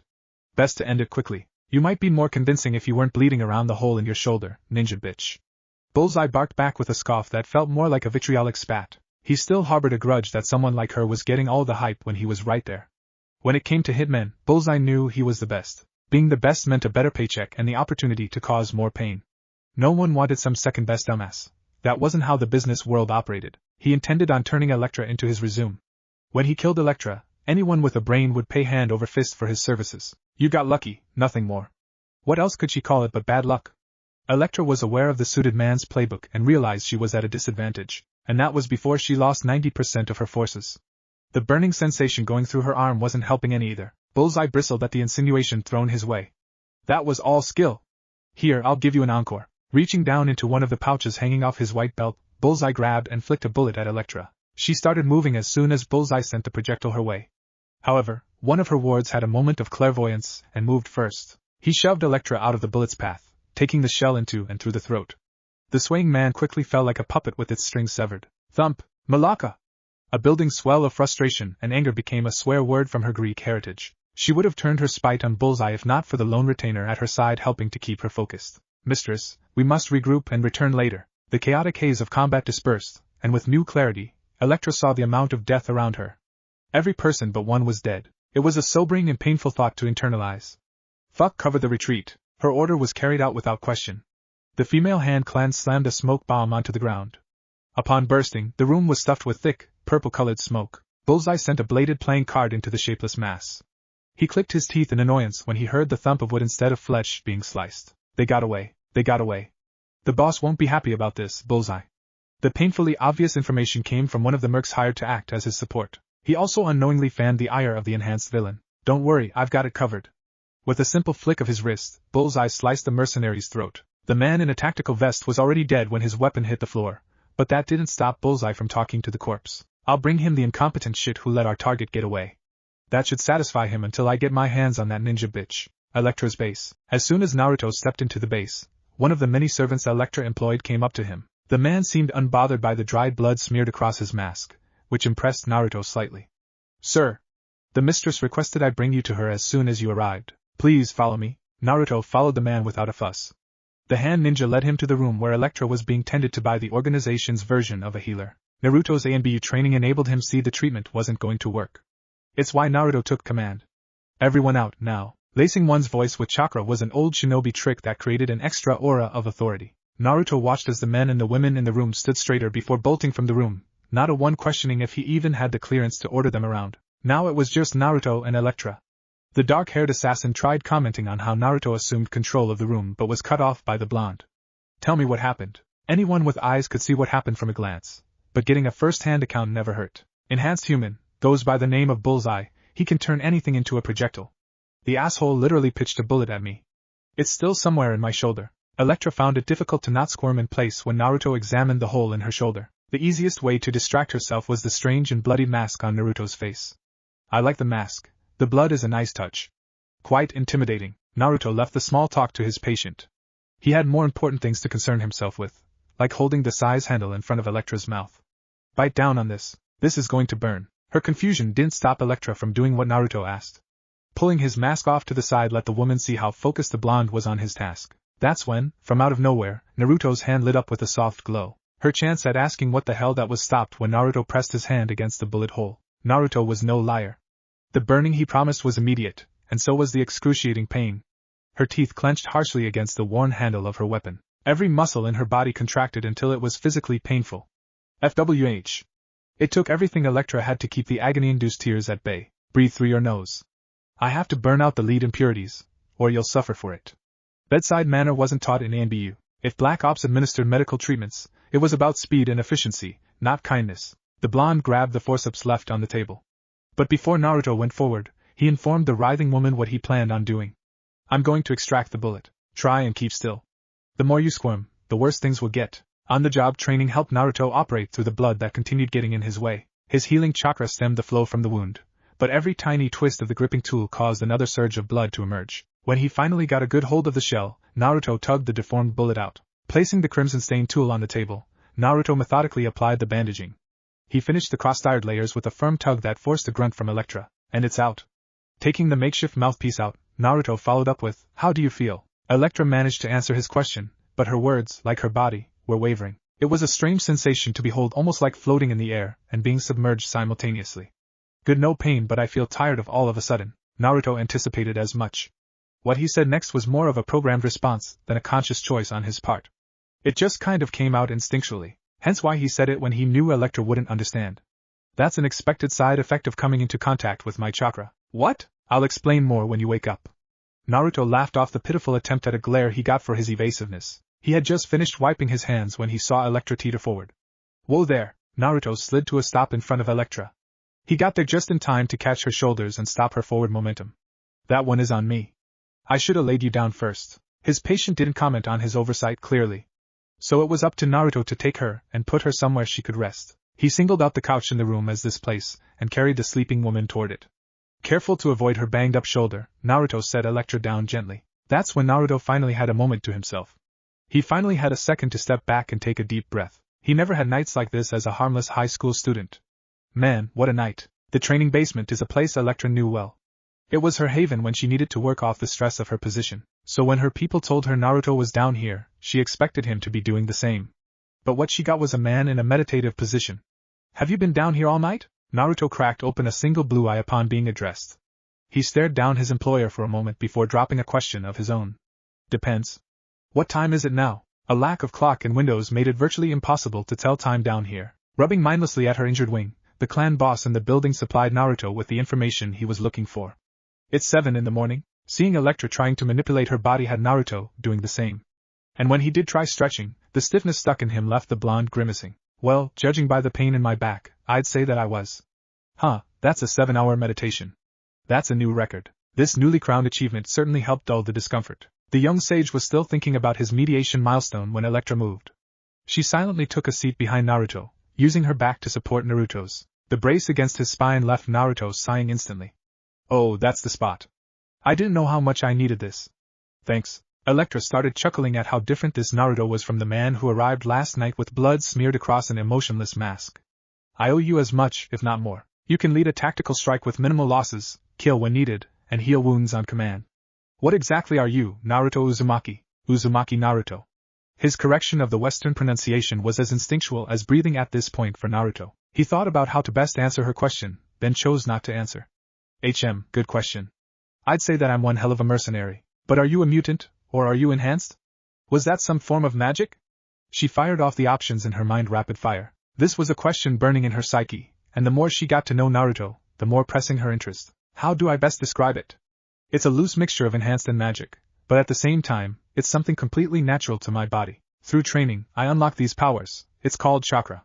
That's what you saw around my hand." Naruto was glad he took the time to read up on the fundamentals of chakra. He had a feeling this wouldn't be the last time he explained how he did things to someone. Human bodies produce several usually inaccessible energies. However, I learned how to harness them. The end result is chakra, and that's what you saw around my hand. It was a good thing he read up on the basics and fundamentals of chakra because he had a feeling this explanation would come up more than once during his time here. "Fascinating. From what I know about the field, your circumstances are unlike anything I've encountered before." Stuff of this nature always interested Electra, and with the Han clan's resources, she was able to pursue these otherworldly interests. "It's like I said. I'm one hell of a mercenary, Electra." Naruto delivered his stance through a soft chuckle that ended with him leaning into Electra's back. He never intended on going any further into his past than that. The results speak for themselves. You were worth every penny, and your payment is waiting upstairs for you. My people tell me you have something to share with me. Electra trailed off curiously, not knowing much about what the blonde knew. That's right. Naruto went on to describe everything that happened in the field. He let no detail go unmentioned, but when he brought up the name Kirigi, Naruto felt a shift in Electra's demeanor. Kirigi, the infamous hitman's name alone was enough to raise the goosebumps on her skin and straighten the little hairs on the back of her neck. If there is one person Electra wanted to avoid, it's the timeless wraith of the Han clan. His legends were numerous and brutal. He's bad news, or so I've been told. Naruto didn't know enough about the guy to be intimidated, unlike the people around him. Quite the opposite, actually. Naruto was looking forward to crossing paths with another so-dubbed immortal. That's an understatement. Kirigi and Bullseye on the field at the same time will make things more difficult than I imagined. There was a subtle shift in her tone. It was slight enough that not everyone would hear it, but Naruto picked up on the blow to her confidence. Naruto received the opinion with a pensive hum. Instead of lingering, he turned his focus to the other name. Bullseye might be a more known quantity, but Naruto knew as much about Bullseye as he did Kirigi. This Bullseye guy, he gave you trouble? You mentioned it briefly, but what happened at Apollo? They caught us in an ambush. We cleared the initial resistance without much trouble. Yes, my forces were winded, but they were capable of moving forward. I didn't count on running into a platoon of guns for hire, and their assault rifles. Electra was more than a little bitter over how things ended. Assault rifles. Naruto still wasn't sure how he felt about those things. Could you hypothetically take Bullseye if it came down to that? The woman's emotions reached Naruto, and when he asked Electra if she could win, Naruto picked up an unyielding determination. That's all the blonde needed to see. Absolutely. Sometimes one word is enough. Naruto nodded, then dropped a casual bomb that made Electra blink in surprise. Good, because I want to take a crack at this ninja boogeyman. I hear he's supposedly immortal. In his head, the whiskered sage started cackling. The need to make mischief in his Uzumaki blood was rearing its head. Despite being unable to see her face, Naruto was certain Electra had a fantastic look on her face. He could practically taste the dumbfounded stupor. Wait. The contract was only for one night. Are you? Naruto jumped to his feet without warning, leaving Electra to nearly fall onto her back. It was her scramble to catch herself that stopped Electra mid-sentence. Details.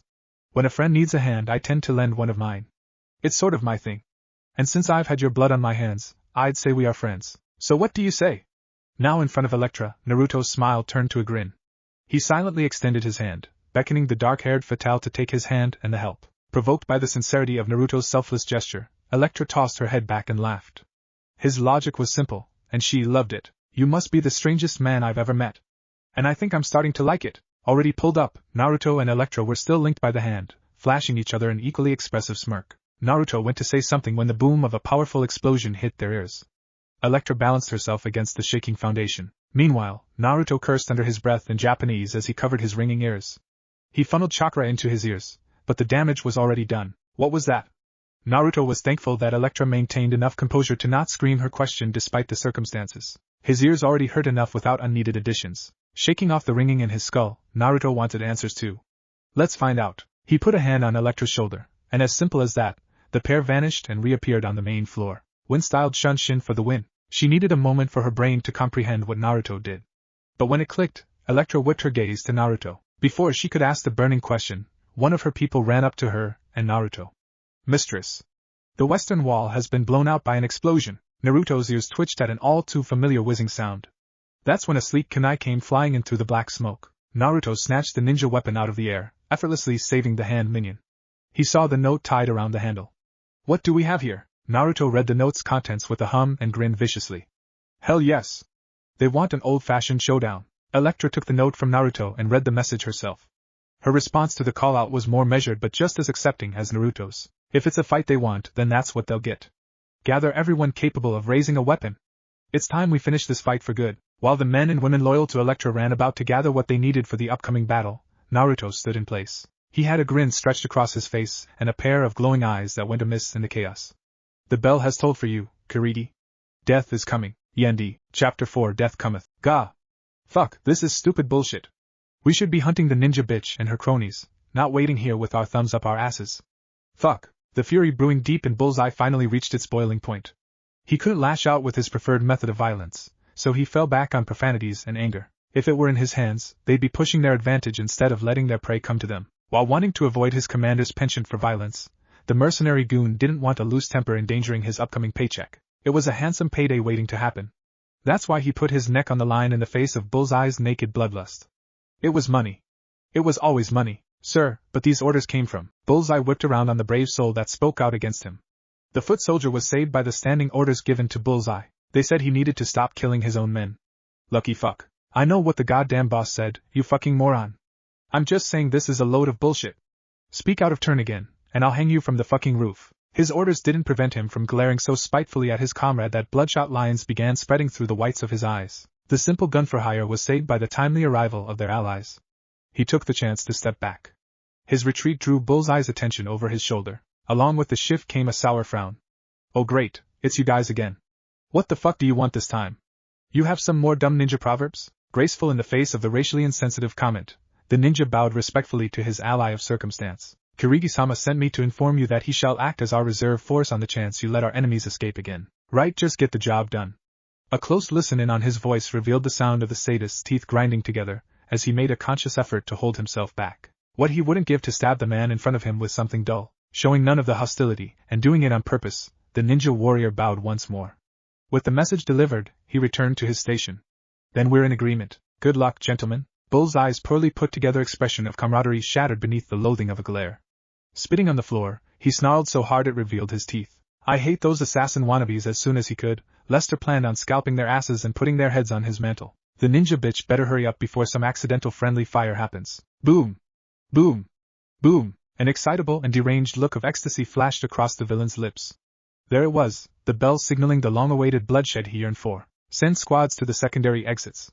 Don't let them pull the same shit on us again. The group around Bullseye saluted and carried out the plan as was practiced earlier in the week. All that remained was time, and it seemed to stretch on for the black-suited hitman.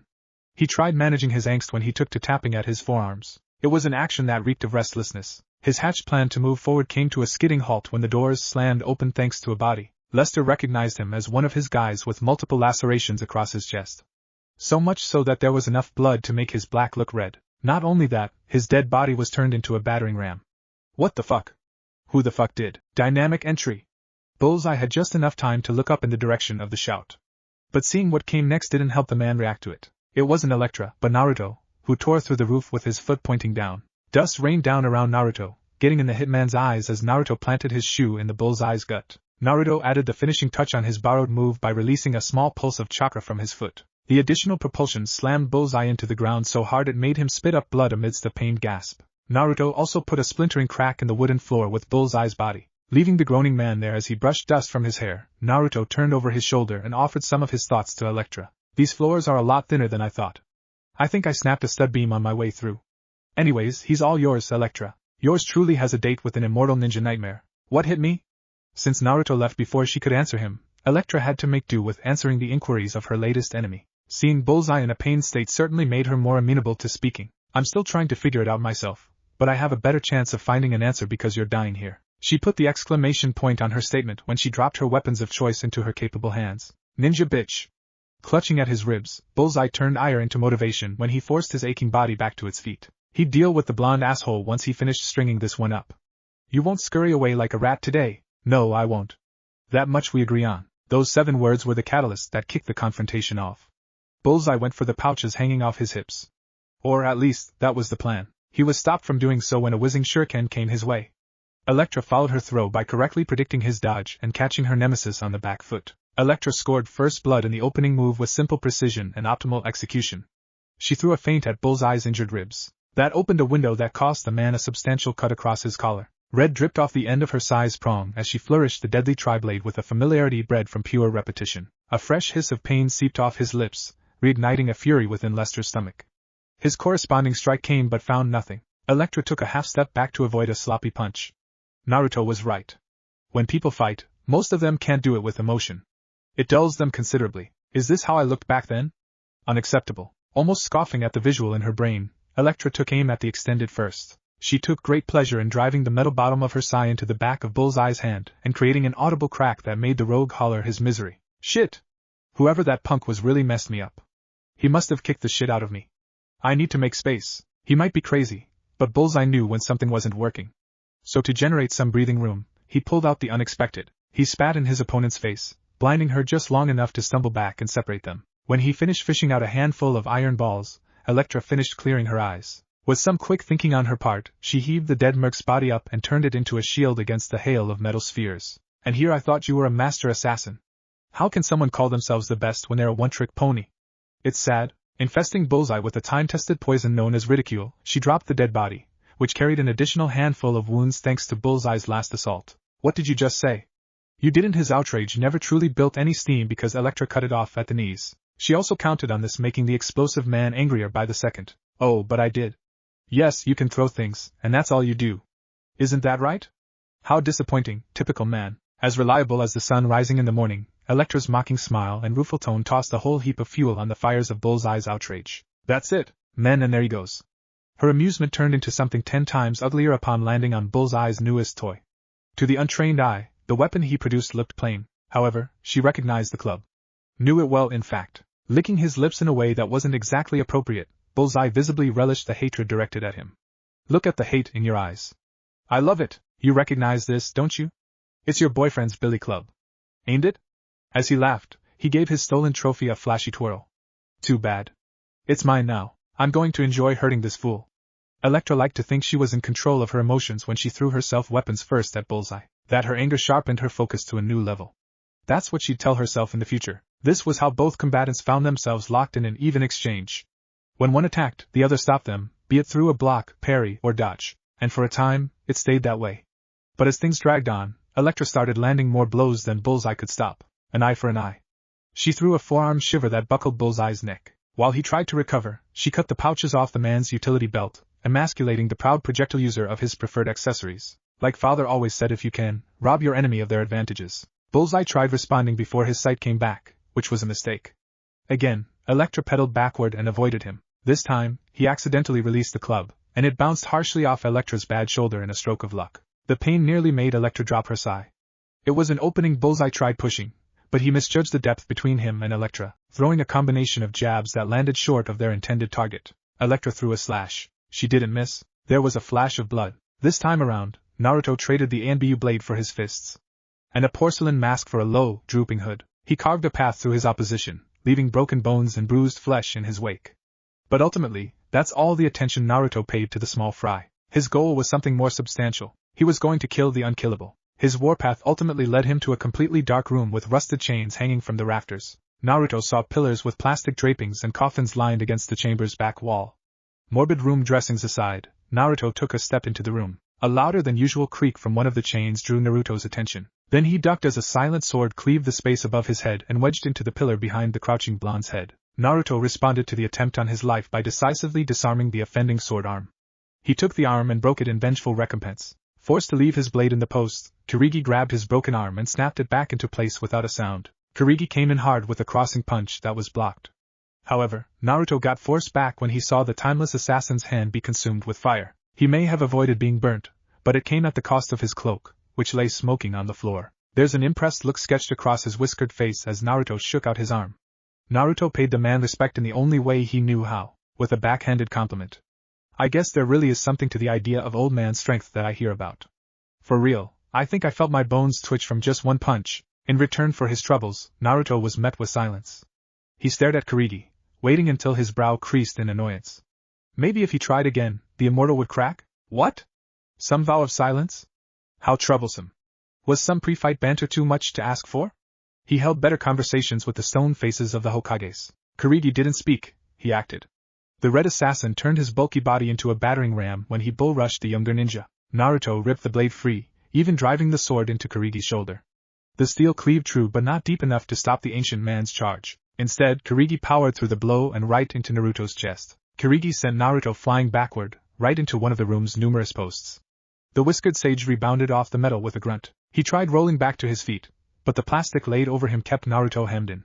And thanks to Kirigi's sword going through the plastic, he was pinned to the ground. The sudden inclusion of light in the previously dark room spoke of incoming danger. The big bastard planned on melting Naruto under a sheet of molten plastic. Not on his watch. Futon, Tsubame no Sakibi.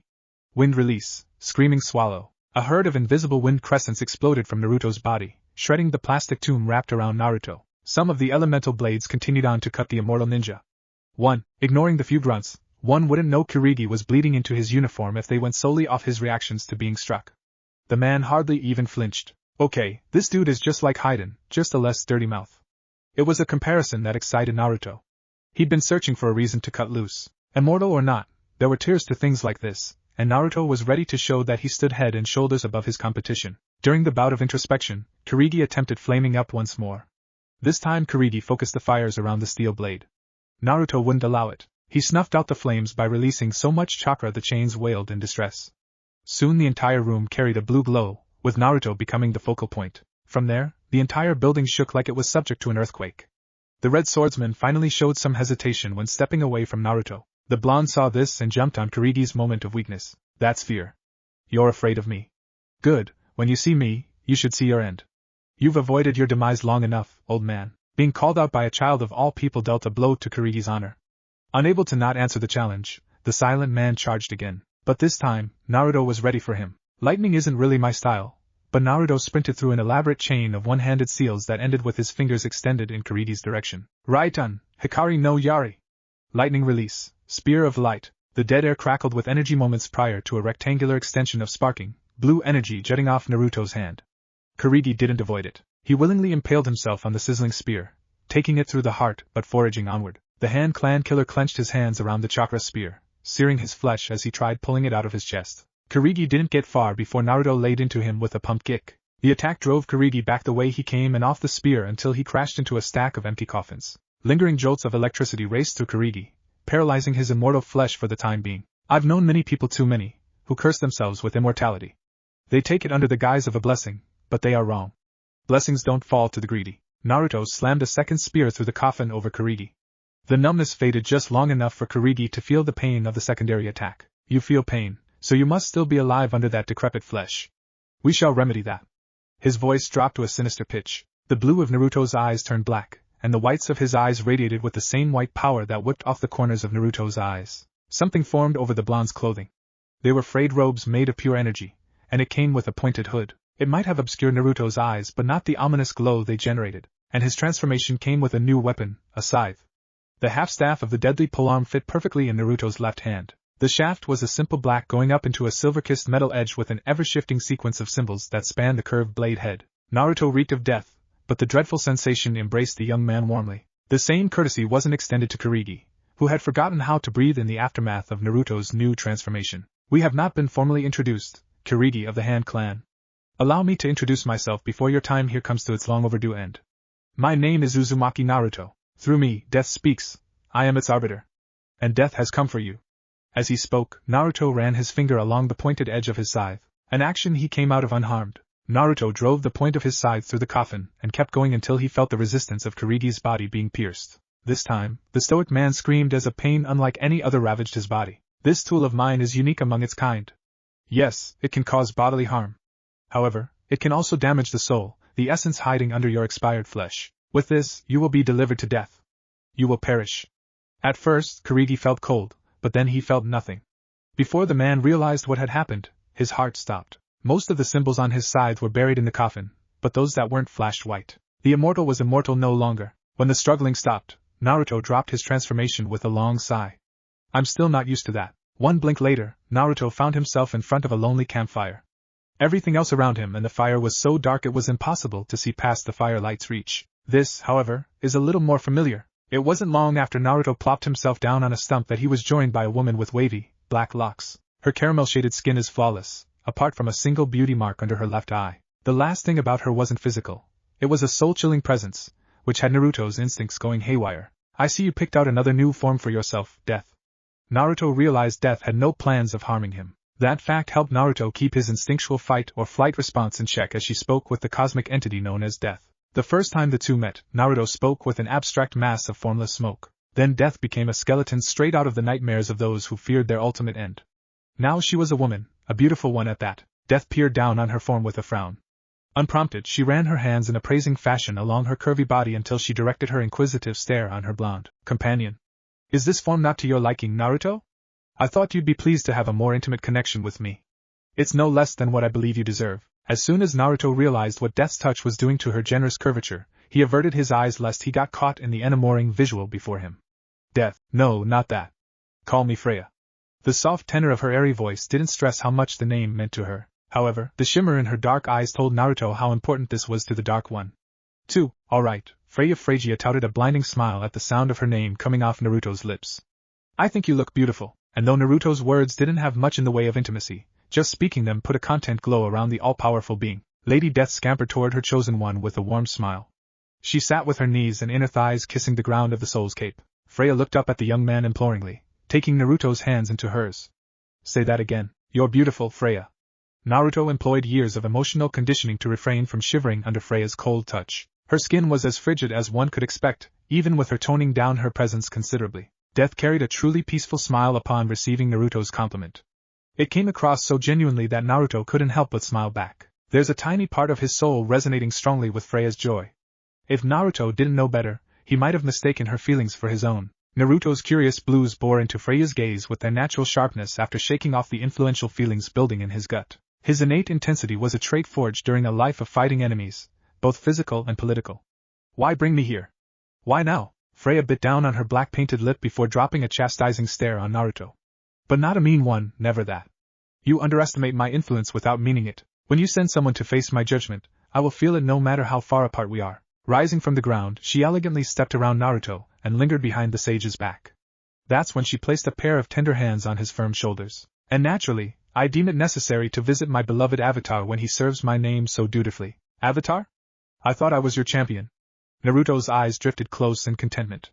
Freya and her gentle, massaging touch found and erased fatigue Naruto didn't know he had. His body wanted to lean into the comfort provided by her hands, and his brain didn't object. No, that term is for those creatures who call themselves gods. You are more than a simple title meant to glorify me.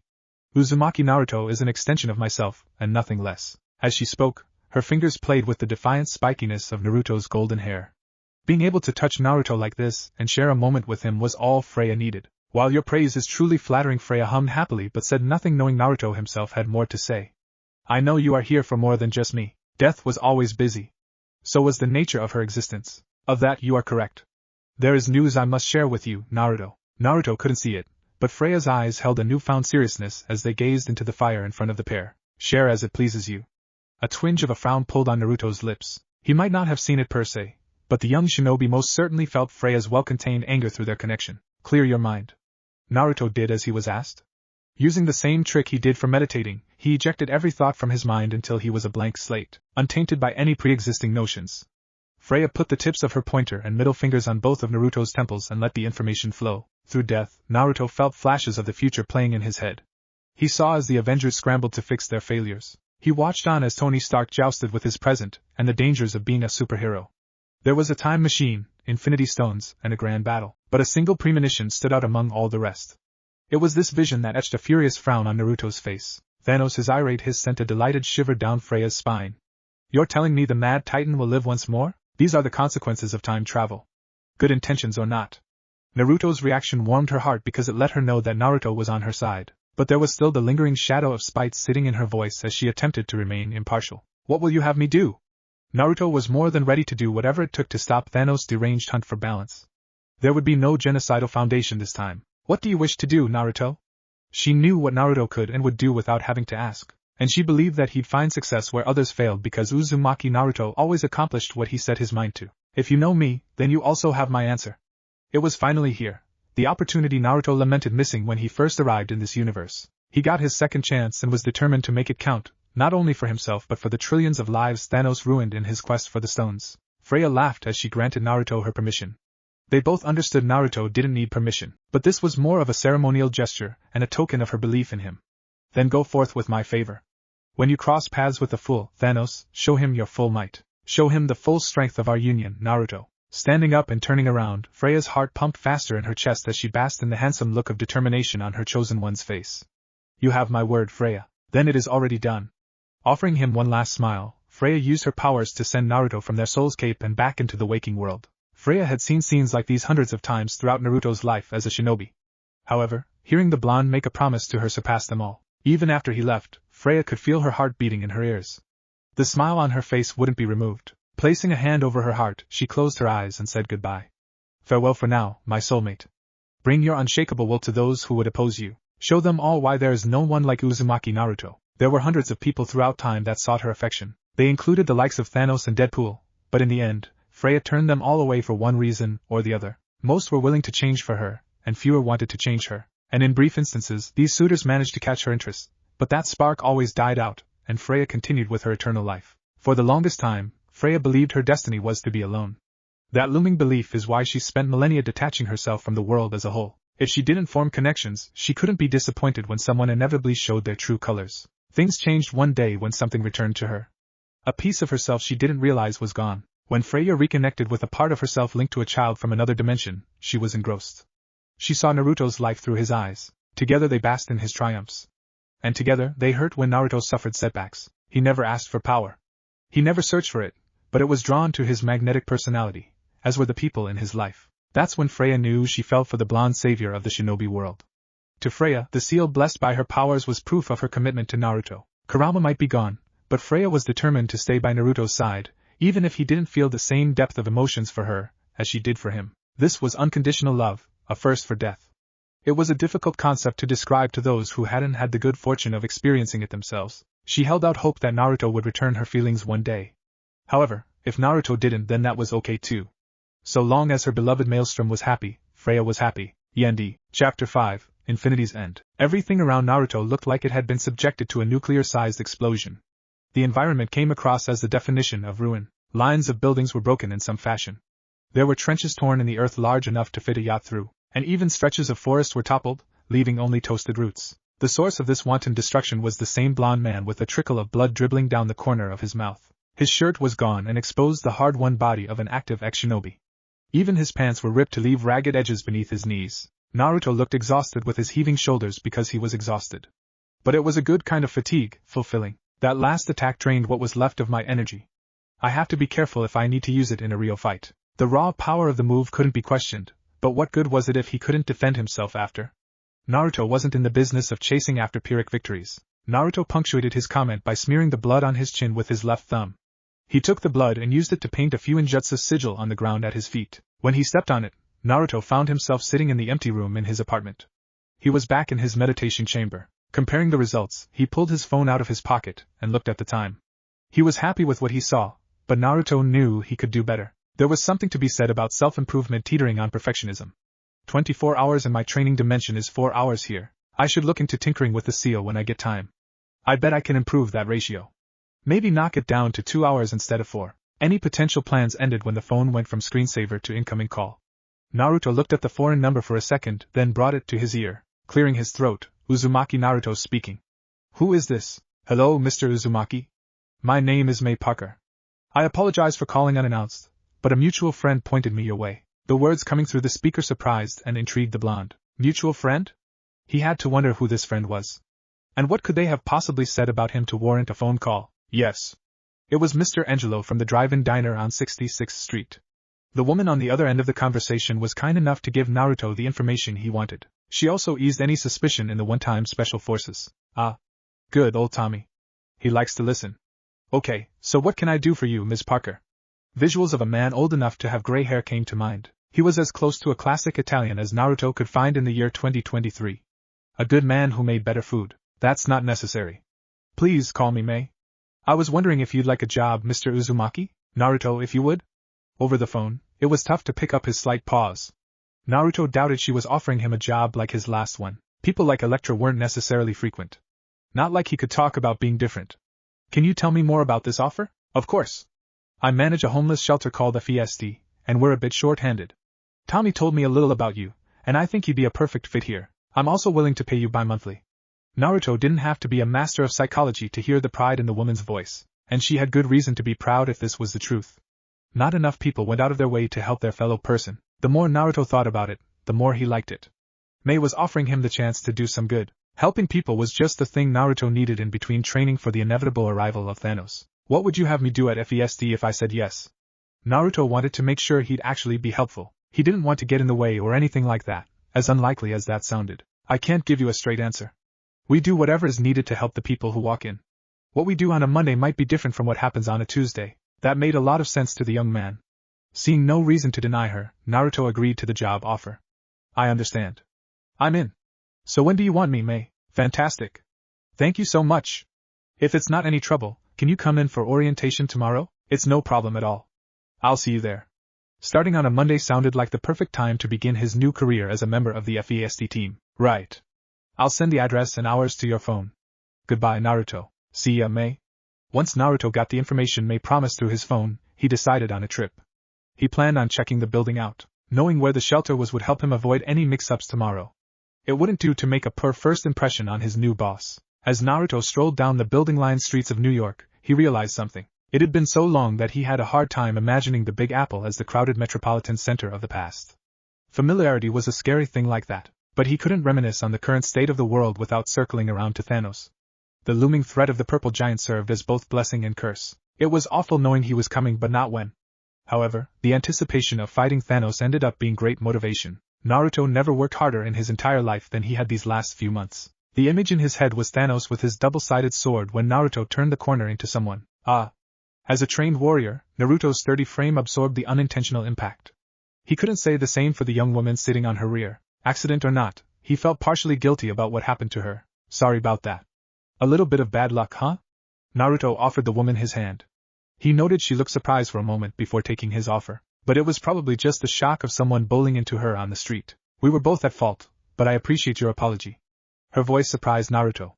She was soft-spoken, but it didn't affect the impact of her words. It sort of reminded Naruto of an actress who could manipulate their voice. However, the whiskered one was sure it was naturally her voice. Throwing on a marginal smile to convey friendliness, he released her hand with a nod. If you're alright, I should let you go about your business, miss. Have a nice day, yeah? Naruto flipped his hips and took up his original route. This time he was stopped, not by the woman's body. No, that honor went to the urgency of her voice. Wait. Blinking, Naruto put on the brakes and turned back around.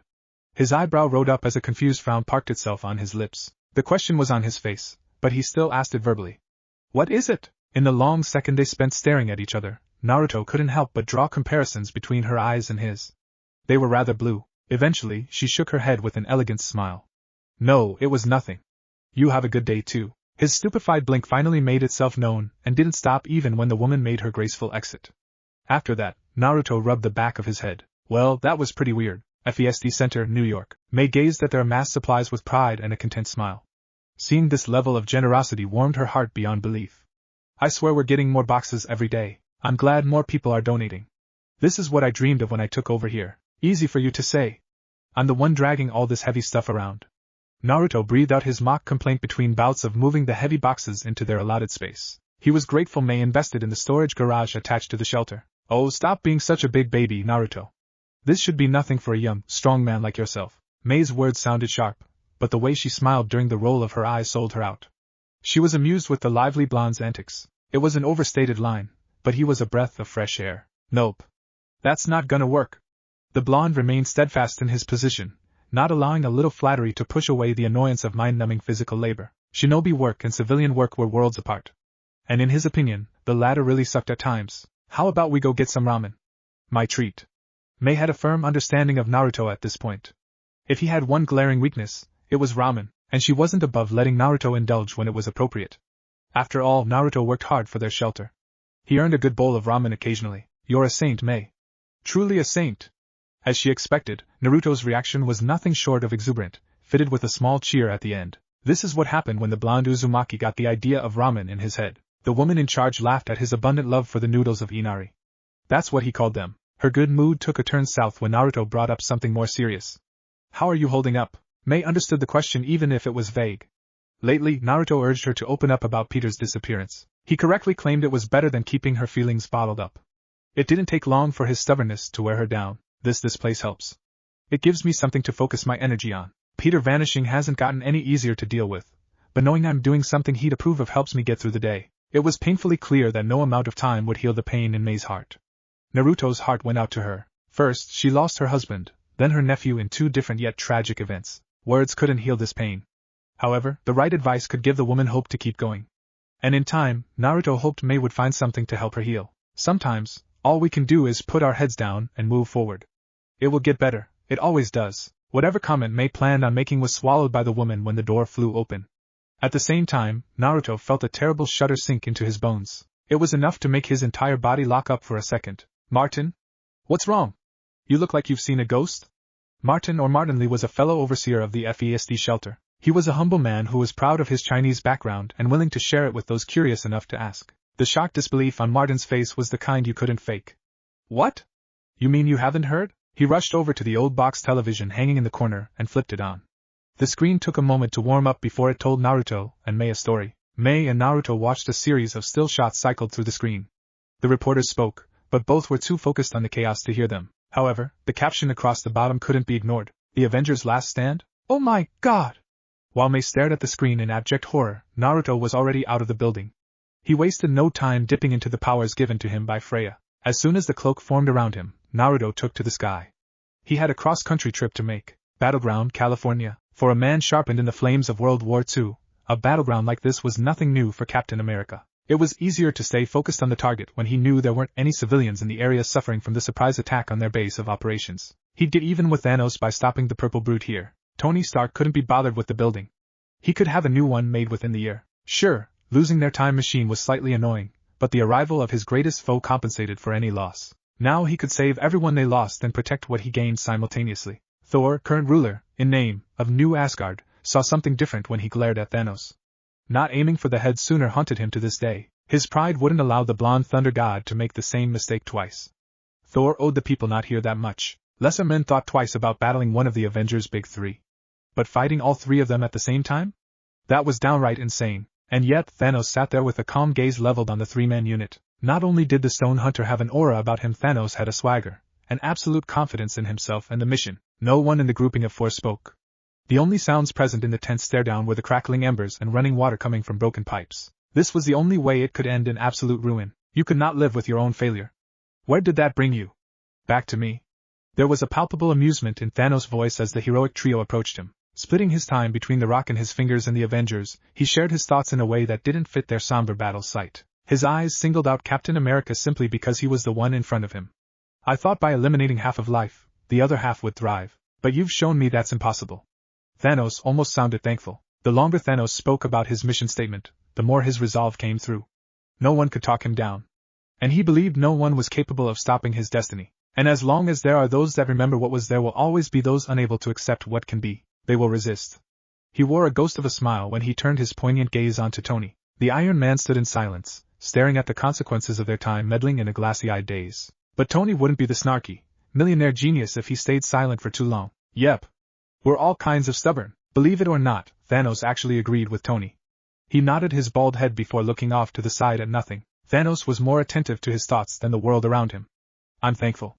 Because now I know what I must do. Tossing the rock aside, Thanos got to his feet. The little light that did break the cloud coverage reflected off his armor as he moved. Thanos had the confident gall to turn his back on Thor, Iron Man, and Captain America like they were nothing. He also brazenly ignored how they tensed in preparation. I will shred this universe down to its last atom. And then, with the stones you have collected for me, create a new one teeming with life that knows what it has lost, only what it has been given, a grateful universe. An array of light pinged off Thanos' durable, metal armor as the man beneath it drew his cleaver-like sword out of the ground, not unlike the myths surrounding Excalibur. And despite himself, the planet-jumping murderer couldn't help but smirk as he felt the ire rise around him, born out of blood. The firmness laced in Steve's voice was reserved for the most dangerous foes, the type of people who had a mind so twisted they genuinely believed the righteousness of their atrocities. They'll never know it. Tony's realization wasn't new, but he felt it needed to be said nonetheless. You're insane, obsessively so. Thanos chuckled in the face of Tony's insult. Hardly bothered, he had no issue turning the accusation back on the coalition of heroes opposing him. Oh, are you telling me you three aren't the same? We're cut from the same cloth in this regard. One by one, he punctuated his thoughts on each man by pointing his massive blade at them. We have the soldier who can't let go of his past, the god prince who won't stop thinking about his failures and shortcomings. Then there's the visionary who is so obsessed over the future, it almost cost him the present. He savored seeing his words seep under Thor's skin. Good, one more push, and he'd be set off. How are any of you different from me? Comparing himself to each of them was the last straw for Thor. Raw lightning coursed through the god and his weapons as he screamed at his most hated enemy. Enough with these games. The heroic threesome tried attacking from all sides. Tony even knocked Thanos' sword down with the vibranium shield, but it didn't work. Thanos swatted both Thor and Steve aside before sending Tony's energy beam toward the sky with the help of his sword. Like any good soldier, Captain America led from the front. Steve launched into a straight-up brawl with the alien giant. He threw punches and knees in equal measure, laced with a healthy diet of shield-based attacks. However, the moves that worked for literal years weren't enough to make Thanos step back. Not one step. He simply absorbed every attack and returned the damage twofold. Sprouting a claw-like receptacle from the back of his smart suit, Tony set Thanos in his sights. All right, Thor, hit me. His body jerked when the god's lightning hit his back and transferred into the power cells with an audible hum. Tony launched a spray of lasers, but Thanos turned in time to spin his blade. The fanning motion protected him from the worst of Iron Man's assault. Preoccupied with defending himself, Thanos couldn't stop Mjolnir from being slapped at him like a baseball. So he did the next best thing. He shrugged off the bursting beam. In one motion, Thanos scooped Tony up, so it was Iron Man who took the brunt of Asgard's most famed weapon straight to the heart. Tony was already unconscious when Steve managed to land a cartwheel kick to Thanos' skull. The super soldier produced enough force to snap the Infinity Tyrant's head down. However, the purple one came back with a straight right hand. Steve blocked most of the punch with his trusty shield but was still sent flying through the debris and rebar. Not letting his guard down yet, Thanos turned to Thor next. With a hurl of his sword he endeavored to cut the displaced god down mid-charge. Thor's combat instincts were sharp despite his pudginess, which is how Thor slid under the singing blade so easily. But before he could bury Stormbreaker in Thanos' chest, the two-sided weapon returned a la a boomerang and stopped the heavy axe cold. Not letting his guard down for a second, Thanos turned to Thor next. With a hurl of his sword he tried cutting the displaced god down mid-charge. Thor managed to slide under the singing blade, but before he could bury Stormbreaker in Thanos' chest, the double-edged weapon returned like a boomerang and stopped the heavy axe head cold. Thor managed to perform a clean disarm on his taller opponent with the help of some lightning-enhanced muscle fibers. Unfortunately, Thanos returned the favor. Then he overwhelmed the blonde god with a short punch barrage that ended when Thanos snatched Thor up by his throat. Physically dominating the mighty one like a small child, the Black Order's leader pinned the Asgardian against some rubble. Thor took 2 concrete heavy punches to the mush unprotected. And while he was loopy from a possible concussion, Odinson got thrown through another thick chunk of broken foundation. His body was already limp when Thanos planted a foot on his chest. Thor tried catching Thanos off guard by calling Stormbreaker to him, but Thanos intercepted the weapon mid-flight and turned it back on Thor. What came next was a test of strength, as Thanos tried jamming the axe into the heart of its chubby owner. A look into Thor's eyes showed that he understood he was losing long before the biting end of Stormbreaker dug into his armor. Odin's last child was saved from the touch of death when Mjolnir flew through the air and nailed Thanos clean between his broad shoulders. It wasn't anything more than a glancing blow, but it was enough to grab the attention of both men. Thanos and Thor saw Captain America with a shield in one hand and a hammer in the other. I knew it! Thor couldn't savor years of speculation coming to fruition because he got curb-stomped into the ground for his lack of attention. This left Thanos and Captain America in a one-on-one. Thanos was still trying to make sense of the new development, as he charged the captain. Steve was more than ready to answer the challenge as he spun Mjolnir by the strap at the end of its handle. When the pair finally clashed, Steve struck first with a jumping uppercut from the top of the hammer. A flash of lightning and the boom of thunder rang out as the giant of a man was finally knocked off his feet. Thanos was still trying to get up when Steve sent the shield hurling forward. The vibranium sailed past the massive man, but that's what Steve wanted. He combined the star-spangled disc with Mjolnir to create a shockwave behind Thanos' ear. The shattering impact sent the grimacing menace stumbling forward. Still dazed by the attack, Thanos was slow to react as Steve unleashed a furious assault that used his shield and Thor's hammer in perfect harmony. He wielded Mjolnir like he spent years with Mjolnir in his hands instead of minutes. Help me out here. Let's bring the lightning. Mjolnir answered the call, producing a jolt of lightning that the first Avenger drove into Thanos' chest. Crying in pain, the paralysis from the shock dropped Thanos onto his back. Again. With his teeth gritted together in stern determination, he hoisted the hammer toward the heavens. Mjolnir lit up like a beacon, so when Steve dropped the godly weapon, he also called a shining bolt down on Thanos, driving the groaning man into the ground. Gah! The celestial metals of his armor finally shrugged the lightning off, freeing Thanos. And he immediately rolled out of the way of a lightning-charged hammer strike. Before Steve could recover from his miss, Thanos took him by the neck and lifted him overhead for a 10-foot choke slam. And while Thanos bought himself time, he couldn't make Steve release either of his weapons. Pissed off that they did this much damage to him, Thanos grabbed his weapon and crushed his damaged helmet with a snarl. He stomped toward Steve, unleashing heavy swings that ended with him stabbing the American-themed hero in the thigh with a vocal growl. The cry of pain was just as reactive as the hammer swing Steve tried landing in retaliation. But Thanos wouldn't allow it. He caught Steve's wrist and sent the hammer flying away from its new owner. With one bum leg, Steve couldn't do anything more than try and block the hacking aggression of Thanos with his Stark-produced gift. The panic really settled in when he saw the shield chip. It only got worse. Every swing stripped away more of the shield in a shower of raging sparks. Their one-sided slugfest ended with Thanos sending Steve away with a stiff kick to the ribs. Landing on his back with a gasp, the bloody man didn't even have the energy to lift his shield arm. It was now that Thanos took the time to express his distaste for the Earth and its people. In all my years of conquest, violence, and slaughter, it was never personal. Not from him towards the people being wiped out anyway. The other way around? There were most definitely personal feelings involved. But I'll tell you now what I'm about to do to your stubborn, annoying little planet. I'm going to enjoy it. Very, very much. That's when beams of light dotted the ruined site, each one teleporting another section of Thanos' legions to the field. If they were struggling against one man, how could they handle a force of over 100,000? Steve's eyes shrunk from the pain. He showed the haunting look of a man resigned to what came next. However, that didn't stop Steve from meeting his fate head-on. Strapping the shield over his sliced forearm, he hissed from the jolt and swallowed the blood in his mouth. Hey Cap, you read me? Cap, it's Sam. Can you hear me? On your left. Naruto had seen more battle than anyone in his generation, including every battlefield of the last Shinobi World War. So as he gloated over the carnage of the fight below, he was more sad than shocked. He was disappointed it always came to this. He was a moment from blasting one massive spaceship out of the sky when something entered the atmosphere. Naruto looked up at the same time as the ship's cannons. A few of their blasts almost hit Naruto through the cloud covering, making him playfully gasp as he dodged. That was when a golden streak of brilliance plummeted toward the earth. It ripped through the ship like paper, ushering in all the dramatics of a fireball. Naruto felt his hair blow back from the force of the explosion as he whistled to himself. Whoever that is sure knows how to make an entrance. I can't let them outdo me. Can I? Naruto's excited grin was highlighted by the telltale signs of sage mode forming around his eyes. Meanwhile, his hands held a pair of Rasengan, each the same size as a head from the Hokage mountain. The orb in his right hand glowed white while the other turned a blistering red. Wind and fire, the best combo for maximum damage. Ready or not, Thanos? Here I come, Rasen Hogiki. Spiraling bombardment. All anyone heard was a roar of white noise before the world went up in a flash of light. On the Avengers side of the field, Tony tried looking through his fingers at the blinding light. He was far from successful, hence trying to ask for more information. Who the hell is this? Friend or foe? Steve took the chance to steal a much-needed breath. All we can do is wait and see. The heat on his face made the youthful-looking man scrunch his face up, causing more of his blood to run down his face. Thor's long hair just stopped flapping in the breeze as he tightened his grip around the long hilt of Stormbreaker. I don't like this. What's going on here? Black Panther spoke for the entire group that joined the original three. It included himself, Scarlet Witch, Spider-Man, and Captain Marvel. Apparently, no one knows. Tony couldn't say anything more, not with Peter cutting him off and pointing at the lowering dome of orangish-white light. Look!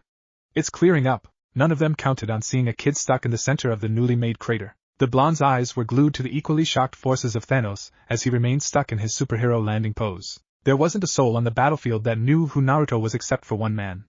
And that soldier couldn't stop the surprise from escaping his exhausted body. Naruto? You know the kid, Cap? Carol Danvers was the most worldly of the assembled Avengers. Her time traveling through space showed her things her comrades could never imagine. What impressed the people of Earth weren't things that impressed her. However, the mysterious blonde who clearly packed a punch intrigued her. Although Carol felt calling Naruto a kid was a great disservice. He can do that. Don't you think we could have used his help? Forget who the kid was. Tony could get that answer later. He just wanted to know where Naruto was during this whole clusterfuck. I met him once in New York and he didn't show anything like that, Tony. Answering both questions in one sentence, Steve didn't forget to defend himself from the accusation thrown at him by his inventor friend. Is he dangerous? Falcon literally dropped in with his own questions. Sam thought some suspicion was natural in his line of work. And right now, Naruto was generating more than some paranoia in the black superhero. Thor's blue eyes hardened over with the mettle of a warrior. At the moment, Naruto looked focused on Thanos, but the son of Odin refused to be caught off guard if things weren't as they appeared. I think it's clear he is dangerous. The question is, what's he doing here? Naruto's base shinobi senses were more than enough to pick up their conversation, even from this distance. So, he thought little of looking over to Captain America with a smirk and salute. Hey there! I hope you don't mind, but I invited myself to your little party. Hold on a second. Raising one finger, Naruto turned and caught a lunging Chitauri warhound by the face with one hand. He tossed it up, grabbed it by the ankle, and batted away another warhound before burying the first head down in the desecrated earth. There was a calculating look in Black Panther's eyes as he watched Naruto dispatch the enemies swarming him without breaking a sweat. He's strong, unnaturally so. What's going on? Naruto surprised them all when he appeared in the heart of their little group with his elbow perched on Spider-Man's shoulder. The carefree avatar of death ignored the multitude of attacks and weapons being aimed at him. Instead, he stared at Peter with a smirk. How's it going, Peter? Come on, man! Don't blow my secret item. When the words finally clicked in Peter's head, it left the young Parker with an inquiry of his own. Wait, how do you know my name? That's easy. I work for May. Naruto declared with a cheery smile, still foregoing the chaos around him. Better yet, he was dragging Peter into his madness, unintentionally causing the young man to drop his guard too. You know Aunt May? Peter's next question would have been about May's well-being if not for Tony, who couldn't take any more of the insanity in front of him. Wait. Hold on a second. Wonder Blonde, the newcomer to the fight, turned the tables on Tony. Not only did Naruto cut off the world-famous Iron Man, Naruto did it while pointing cheekily at Carol. You talking about me or her? I like him already. Thoroughly amused by Naruto's approach, Captain Marvel essentially gave Naruto her stamp of approval with one statement. She could feel it in her gut. This new guy was a bit of a renegade, just like her. The younger blonde came right back with a face-splitting grin. Naruto's eyes twinkled with joy because he could feel Tony getting super annoyed by the constant sidetracking. Same here. Kick-ass entrance, by the way. I thought I saw someone on my way down crossing her arms over her suit. The short-haired woman looked at the clouds with a pensive stare. Hey! Can we focus on the important shit here? Who are you, and what are you doing here? His patience came to its end, and in doing so, Tony uttered a word that would have gotten him chewed out if Morgan were here. I believe he's here for me. The unmistakable sound of the Mad Titan's deep voice reminded everyone why they were gathered in the first place. Not that Naruto ever let Thanos out of his sensory range, mind you. I can't put my finger on it, but you have a familiar feeling to you. It doesn't matter, my purpose is done. The group of heroes tensed as Thanos lifted the gauntlet commissioned by the future him. His vicious smile wasn't a good sign for anyone. A brave few tried rushing the big man even though they would never reach him in time. I am inevitable. Then Thanos did it again. He froze the entire planet with a snap of his fingers. However, it became clear something was wrong. Confused and agitated by the lack of anything, Thanos flipped the gauntlet over and found the gem-holding slots to be empty. What is the meaning of this? Are you looking for these by any chance? Tony felt he earned the right to puff his chest. At least a tiny bit. It's why Tony boldly showed his nanotechnology glove fitted with the same infinity stones Thanos thought were his. But he didn't forget to show appreciation where it was due, namely Naruto. Thanks for the distraction, kid. Inevitable, eh? I can do one better. I am Iron Man. Tony's heart was beating a million ticks a second, but he portrayed nothing but confidence as he lifted the gem-encrusted hand. Now it was Tony's turn to snap his fingers, ignoring the cries from his friends to stop. His snap didn't work either. The befuddled Stark triple-checked the stones before trying again and again. Each time he waited less time in between snaps of his fingers. What the hell is wrong with these things? Come on, you stupid rocks. Sorry to throw a wrench in all of your plans. I'll have to stop you there. When Naruto snapped his fingers, he did it for dramatic effect. He could have released the illusion on the area however he wanted, but this way felt poetic. What was revealed was Naruto holding the real gauntlet. Kid, give me that right now. Tony enjoyed having fun as much as the next guy. But even he knew this was no time for games. He was so focused on the rocks he didn't even care how Naruto tricked them. The sunshine-haired sage brushed Tony off in favor of looking down at the glowing set of 6 stones. I always wondered what it was about these rocks that drove people up the wall. But holding them in my hand, I can see the allure. He plucked the red gem out of the metal hand. In doing so, Naruto caused several nervous shuffles as he closed his eyes and took a deep breath. The amount of power pumping through his veins would have been addictive to someone with less self-control. Naruto? What are you thinking? The whisper-like sound of Steve's voice was all the indication one needed to understand his uneasiness. Give me the stones, and I'll spare you in my new universe. This is your only chance. Thanos was far less gentle when he made his demands, but to offer Naruto sanctuary showed how desperate he was becoming. Or it might have, had Naruto actually believed anything the alien said. Ultimately, Naruto decided to ignore them both. He spoke, but not the words his fellow warriors wanted to hear. But what I can't understand is why everyone is stuck on the idea of snapping their problems away. This one gem is capable of so much more. Reality itself. A child like you doesn't have the power to wield the reality stone. Thanos barked back at Naruto. Like his enemy in Tony, the son of Titan was losing what little patience he had with this whole debacle. No, not alone, I don't. Something in the air changed after Naruto admitted his human shortcomings. That shift became more tangible as a pillar of white light shot from Naruto to the heavens. Some of the Chidori tried firing on the tunnel of energy, but not even their strongest blasters put a dent in it. After the initial surge of power from his transformation ended, Naruto stood tall in his strongest form with a pair of entirely white eyes. What Naruto wore before was replaced by something completely different. A long overcoat constructed of pale cosmic power fluttered behind Naruto on a non-existent wind. Open down the front, his bare chest was seen bearing a number of archaic tattoos, none more familiar than the Reaper Death seal that glowed raven on his gut. A gift from death, a recreation from his past life, there were 9 black spheres bobbing in circular orbit around Naruto. Every last one had a swirling white core akin to the Uzumaki clan emblem Naruto wore on the inside of his shirts. Right over his heart. He dubbed these orbs all-killing spheres, Tomogoro Shidama. Naruto's new form was so powerful that it overwrote Earth's gravity in the area around him. The sudden heaviness in the air caused everyone, even the physically strong ones like Thanos and Captain Marvel, to kneel before Naruto. He paid them no mind as he only had eyes for ether and its brilliant, crimson glow. It's a good thing I am not alone then, Mad Titan. The potent source of chaotic energy inside of Wanda was going haywire. It protected her from most of Naruto's presence, but she couldn't find it in herself to move a muscle. What is this power? Perhaps the only one capable of understanding who Naruto communed with to have such power. Thanos shoved his longing so far down it became petty bitterness. Now he knew why the boy felt familiar. It was her another hopeless soul chasing death? You're wasting your time, child. Death cares not for you and your trials. Wrong, old man. Death chose me. Naruto carried his smirk with pride as he watched Thanos' eyes twist in outrage. The deviant Titan might have held his tongue, but the pure, emotional angst was there if one knew where to look. With how much time Naruto spent studying Thanos, he had a fair grasp on the massive man's operating procedure. Not unlike Shinobi, he inflicted mental warfare on his foes. Most times, Thanos won his fights long before the actual combat. People across the universe were so deathly afraid of Thanos that saying his name was a curse. He had his enemies making mistakes that he and his massive army punished swiftly. But unlike other planets, unlike the Avengers, Naruto wasn't afraid of Thanos. Thanos wasn't in his head. Actually, Naruto was 100% sure he was in Thanos' head. Naruto placed the reality-warping rock against his seal. In a flash of light, ether sunk into his body, making his white cloak pulse an angry red. When the assimilation completed, a fluid pattern of ruby coloring circulated through Naruto's white cloak. It almost looked sentient. Ether, you have been awakened. Naruto and his carefree laugh made friend and foe alike nervous. Some of them wondered if he lost it after interacting with the Infinity Stone. You clean up here, Avengers. I will deal with the past. Naruto stomped his foot, creating a red portal under Thanos. Before the lumbering man could move, he was sucked into the trap hole to the horror of Ma and Proxima, the only two Dark Order members able to fight. Naruto stepped through his own tear in reality without looking back. Naruto's reality. Thanos was dumped into a place he'd never seen. It was foreign because he was in Konohagaku no Sato, Uzumaki, Naruto's childhood home. Out of breath from jumping realities, he needed a moment to find his feet. During this time, the man from Titan surveyed his surroundings for the one responsible for teleporting him. All he found was the village's varied pieces of architecture. It didn't take long for Thanos' eyes to wander toward the massive mountain where Naruto sat on the rock image of his father. What does it profit a man to gain the world and lose his soul? The sky screamed around Naruto, generating winds north of hurricane force, and they were made because Naruto merely floated down to greet his guest. It's a question I can't shake ever since I heard of your genocidal mission, Thanos. What did you gain? Power? Glory? The prize of satisfaction? It was my destiny.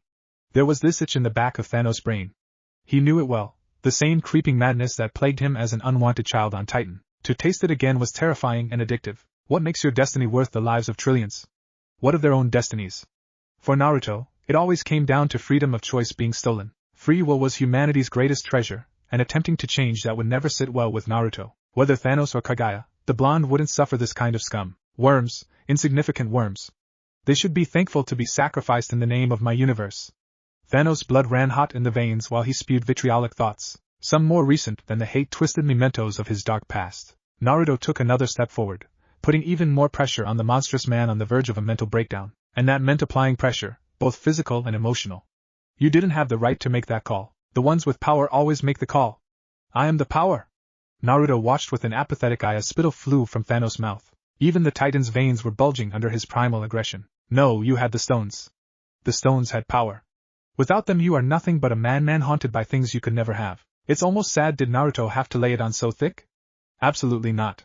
But Nico's training all but demanded he use Thanos' mental imbalances to his advantage. Shut up. Shut up before I kill you. Naruto replaced Thanos with memories of a young Gaara. Only Thanos didn't have sweet sand powers that nearly turned his limbs into a paste on several occasions.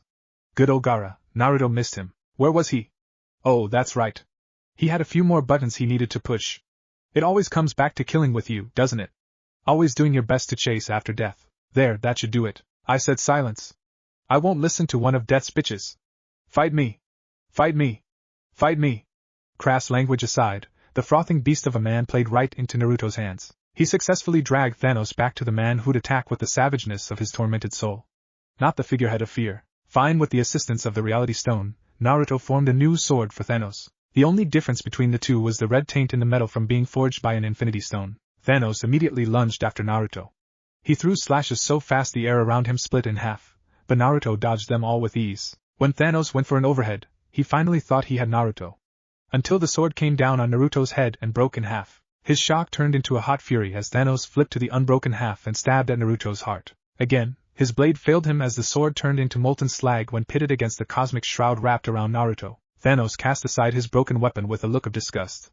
Putting his trust in his own hands, he hammered Naruto with a constant flow of fists. The blows that weren't dodged were shrugged off by Naruto. Eventually, he got tired of letting Thanos engage him.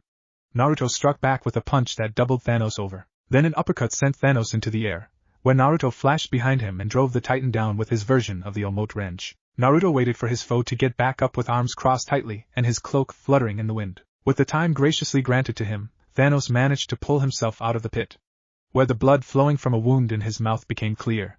Why am I so weak? I was stronger than this. I am stronger than this. Maybe once, but the Mad Titan is nothing more than stones and fear. Here you have no Infinity Stones. Here there is no fear. In my reality, my universe, you are nothing. No, I am something. I won't disappear like no one. I'm the son of Alers. Thanos, the strongest Titan ever to exist, clutching at the sides of his skull, a visibly shaking Thanos appeared to be yelling at himself, not Naruto. Tapping into a meager portion of the Reality Stone's power, Naruto created a perfect replica of someone familiar to Thanos. Her thick, black hair sat on a flawless, peach complexion. She didn't say anything, but her posture exuded the authority of a queen. What about this woman? Aren't you the son of a mother and a father? Thanos, son of Sway. Pushed to it by Naruto, Thanos harnessed the power of his eternal blood. The raw cosmic power wafting off his fist shattered Naruto's illusion and sent the blonde blasting backward into a building that collapsed on top of him. The rubble shifted about until Naruto emerged from it, cloak still formed. There was a bruise on his jaw, but it healed in less than a second. Only a heartless monster would attack his mother so callously.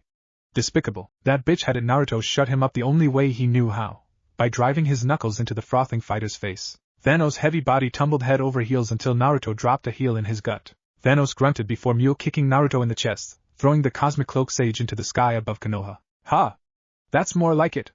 I want the man who made people fear him, crazy or not. I don't have time for the coward who relied on an army of minions and the combined might of the Infinity Stones. While Naruto relished the chance to fight the true Thanos, Ether wasn't nearly as happy. It made its feelings known by pulsing inside the blonde seal. Less words and more feelings. Naruto got a gist of what the Reality Stone said and responded in kind. Though, it did feel a little weird talking to a space rock. Don't give me that. You're incredibly powerful, but the power isn't mine or Thanos by right. It's why I haven't really used your strength yet. Be patient. Naruto changed one of his all-killing spheres into the shape of a spike that he drove down in an attempt to impale Thanos. His reflexes were sharp enough to avoid certain doom, but not even the Eternal could react in time to the water dragon surging at his face point blank. Before Thanos could blink, the beast sunk its hydro fangs into him and took the Titan off his feet. With its jaws wrapped around the purple Mad One, Naruto's elemental Leviathan smashed Thanos through entire blocks of Konoha's trading quarter. When it became evident punching the beast wouldn't work, the insane warlord turned his focus on Naruto. The discharge of power that fired from the shiny spot on Thanos' forehead caught Naruto unprepared. The cloak saved Naruto from having a hole blown in his chest, but the detonation still nearly grounded him. I heard rumors Thanos had implants, but I always thought they were just that. Rumors. The Uzumaki materialized in front of Thanos mid-freefall, using a Shunshin to do the deed. Doton, Chokujugen no Jutsu. Earth release, super weighted boulder jutsu. Naruto's hands on his body made Thanos grab for the head. However, he found himself barely able to move a finger, and that alone took so much effort it felt like his eye would burst from the exertion he spent trying. Abusing the giant's lack of mobility to land an axe-handle strike, Naruto sent Thanos plummeting into the forests outside Konoha with a dirt geyser on landing. Naruto flew down to join him until an uprooted tree was flung at him. One of the Uzumaki's black and white spheres twisted into a protective plate. When it moved to protect Naruto, not only did it block the tree, it erased the piece of fake nature from the face of reality. Naruto's pupilless eyes snapped to the left, where another beam came screeching in. But another faithful shield stopped the attack in its tracks. His stubbornness paid off for Thanos as he caught Naruto in a firestorm of lasers that forced Naruto to block every direction with his Tomogoro Shidama. With the pinging noise of the blocked blasts in his ears, Naruto tried finding Thanos in the forest. It wasn't going well, which annoyed Naruto to the point of action. Fine, if you want to play hide and seek, I'll smoke you out. Shikuten, Goka Mekyaku. Scorch release, majestic flame destroyer. The buildup of chakra required to pull off the move caused the former shinobi's chest to swell. When Naruto released it, he breathed out a sea of white fire. As soon as the tidal wave of flame hit the forest, it torched the whole thing, creating a massive wildfire any pyro would be proud of. It wasn't enough to stop Thanos, who raged forward and tackled Naruto in the stone likeliness of the Sandane despite the charred chunks of flesh lacing him with agony. Thanos was certain Naruto wouldn't be able to stop him from bashing his brain out against this rock. Thanos was so focused, so bloodthirsty that he failed to see the dark sword coming down on his right hand until the pain of having his forearm severed hit him. Naruto's plans for Thanos weren't finished there. He called upon the might of his first original technique. As soon as the ball of compacted chakra hit Thanos in the chest, the battle-blinded warrior got taken away with a pained scream. Cho Mini Raisin Shuriken. The kinetic energy locked away in that little shuriken was enough to carry Thanos back to the center of the village before it lost form and exploded violently. Flying against the headwinds buffering him, Naruto waited patiently for the hissing wind dome to subside. Naruto found what was left of Thanos waiting for him. It wasn't a pretty sight. The once luxurious armor he wore was reduced to scrap that would fall to the ground if Thanos so much as fidgeted. His distinctive purple flesh was littered with bleeding lacerations and charred chunks of decaying skin. The litany of wounds were trying to heal themselves, but the damage inflicted was so extensive that even Thanos' eternal physiology was struggling to keep up. He really did look like shit. Letting his guard down was a mistake. The mentally unbalanced space tyrant proved his act was just that when he sprang at Naruto like a viper. Freya's beloved tried stumbling back, but he couldn't get out of Thanos' reach in time. Thanos only needed one arm to keep Naruto at bay. That left his other hand free to gather deviant energy. He didn't stop until he held enough unnaturally purple power to eclipse the Hokage mountain. A pair of sadistic eyes shone as Thanos slammed his attack into Naruto's chest with a throaty growl. For a time, the landscape of Konoha was given a break from the explosions and destruction.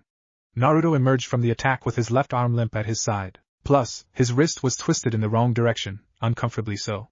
While that patched itself up, he stared at the ruined recreation of his childhood home. It looked identical to Konoha when Nagato attacked. A smoking crater devoid of life. It's not real. You're okay, He tried everything from grinding his teeth to squeezing his fists, but none of those little tricks doused the building fury. Naruto tasted a feast of anger in his gut, and this time it wasn't ether. This rage was all him, born from a mental trigger that Thanos unknowingly unleashed. No more restraint. No more holding back. He dies. Now, Naruto finally called on the Reality Stone, manifesting it in the form of red chains. All four emerged from Naruto's spine and wavered menacingly over the cloaked fighter's head. The ether chains followed his unspoken command and stretched out for hundreds of miles until they sunk into Thanos with 4 thuds. Naruto felt through the vibrations in his chains. As soon as they were taut, he reeled in his prey. Dragged kicking and screaming to a fully repaired Naruto, Thanos had no choice but to kneel before Naruto. You're so hungry for power, then have a taste. Naruto pumped Thanos with so much of the ether's essence that the giant's veins glowed red against his purple skin. However, that was nothing compared to ether's warping touch, disabling every implant and boon of the Titan's genealogy. When Thanos finally started screaming, Naruto made sure to double the amount of ether flowing into the captured criminal's body. Right now, ether is removing everything that makes you special, Thanos of Titan. When it's done, you'll be no one. But I will give you one last reward, an attack no one has seen before. The bottomless pits of white that Naruto called eyes shone like exploding stars, and his white cloak bubbled like an angry cauldron about to overflow as Naruto kept drawing on the power given to him by Freya. Naruto's breathing sped up, but it couldn't be detected over the sound of shattering glass. But this wasn't glass. It was the sound of reality splintering under the exponential presence of Death's chosen sage. I only tried this once. That was when I was calm and in control. Right now, because of you, I lapsed into a memory I abhor, and I'm downright pissed, so for better or worse, I'm gonna put every inch of my power into erasing you from the face of reality.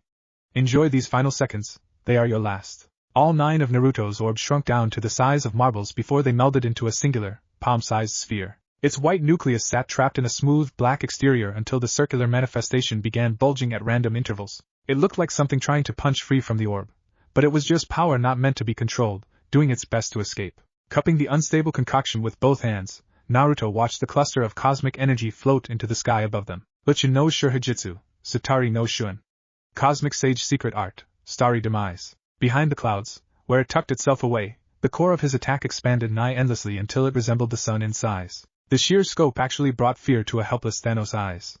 And when it could no longer sustain itself, the generated star imploded on itself. Everywhere one looked, shooting stars were crashing down, unleashing a rain of meteors that contained a nuclear weapon's worth of pure cosmic power in each fragmented chunk. And although none of the falling bombs had struck them yet, Thanos' desperation increased as the intensity of explosions ramped up. In fact, one of those falling stars was heading toward him and Naruto. One wore a smile at the impending starfall while the other was doing anything he could to get away from his imminent demise. The end result of Naruto's newest invention was nothing short of total destruction. Thanos, the Reality Stone, even the reality Naruto created, none of them survived the celestial onslaught unleashed by the Avatar of Death. Freya couldn't be more proud of the young man lying unconscious with his head resting on her thighs. Gently massaging Naruto's scalp with her fingers, the raven-haired beauty basked in the chance to spend a quiet moment with her beloved one. Once more, you have kept your promise to me, darling. Freya paused, and the soft chime of her giggling filled the soundless void housing the unlikely pair. Despite this being your first real test in that form, I know you will be displeased that it rendered you unconscious. The caramel-skinned representation of death could already see the thousands upon thousands of hours Naruto would invest over the coming months to make sure it didn't happen again. It left her shaking her head, but the smile couldn't be more genuine. You defeated a foe lesser men do their best to avoid, and you'll be ticked off that you didn't do it better. However, I suppose that's one of the things that drew me to you in the first place, Naruto. As she reflected, Freya brought out a new reality stone, one she took from an already doomed timeline. She closed Naruto's hands around the rock because he needed it for what came next. There is one thing left in your path before you can rest, my chosen one. Allow me to lend you one last helping hand until we meet again. Freya slowly leaned over Naruto until she could press her black painted lips against his forehead. She held the gesture of affection for a minute, flooding Naruto with more than enough energy to awaken him from his slumber. Go, and end this once and for all. Naruto's conscious thought returned simultaneously to his eyes flying open. He did well to hide most of his shock, but he couldn't stop himself from whipping his head around. This was a typical shinobi response to waking up from an unplanned nap. He wasn't too surprised to find himself back on the original battlefield. That was expected, all things considered.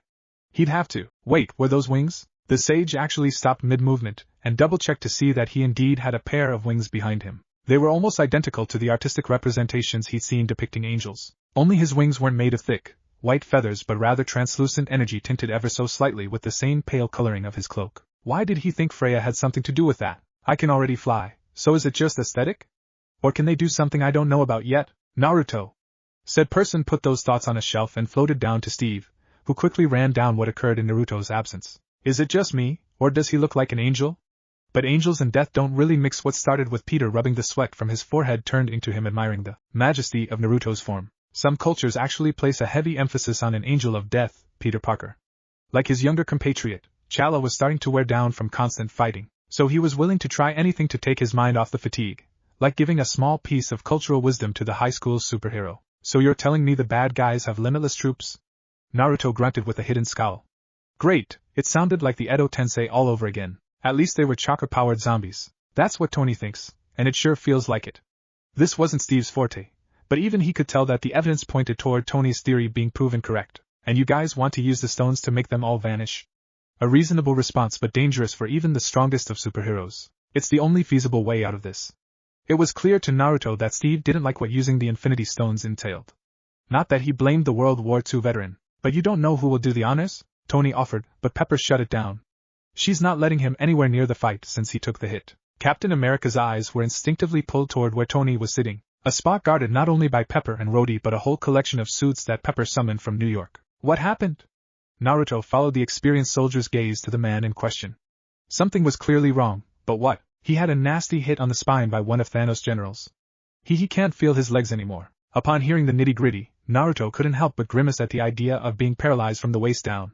Thor and Hulk are going back and forth about who is more capable, but neither is in the physical condition to pull it off.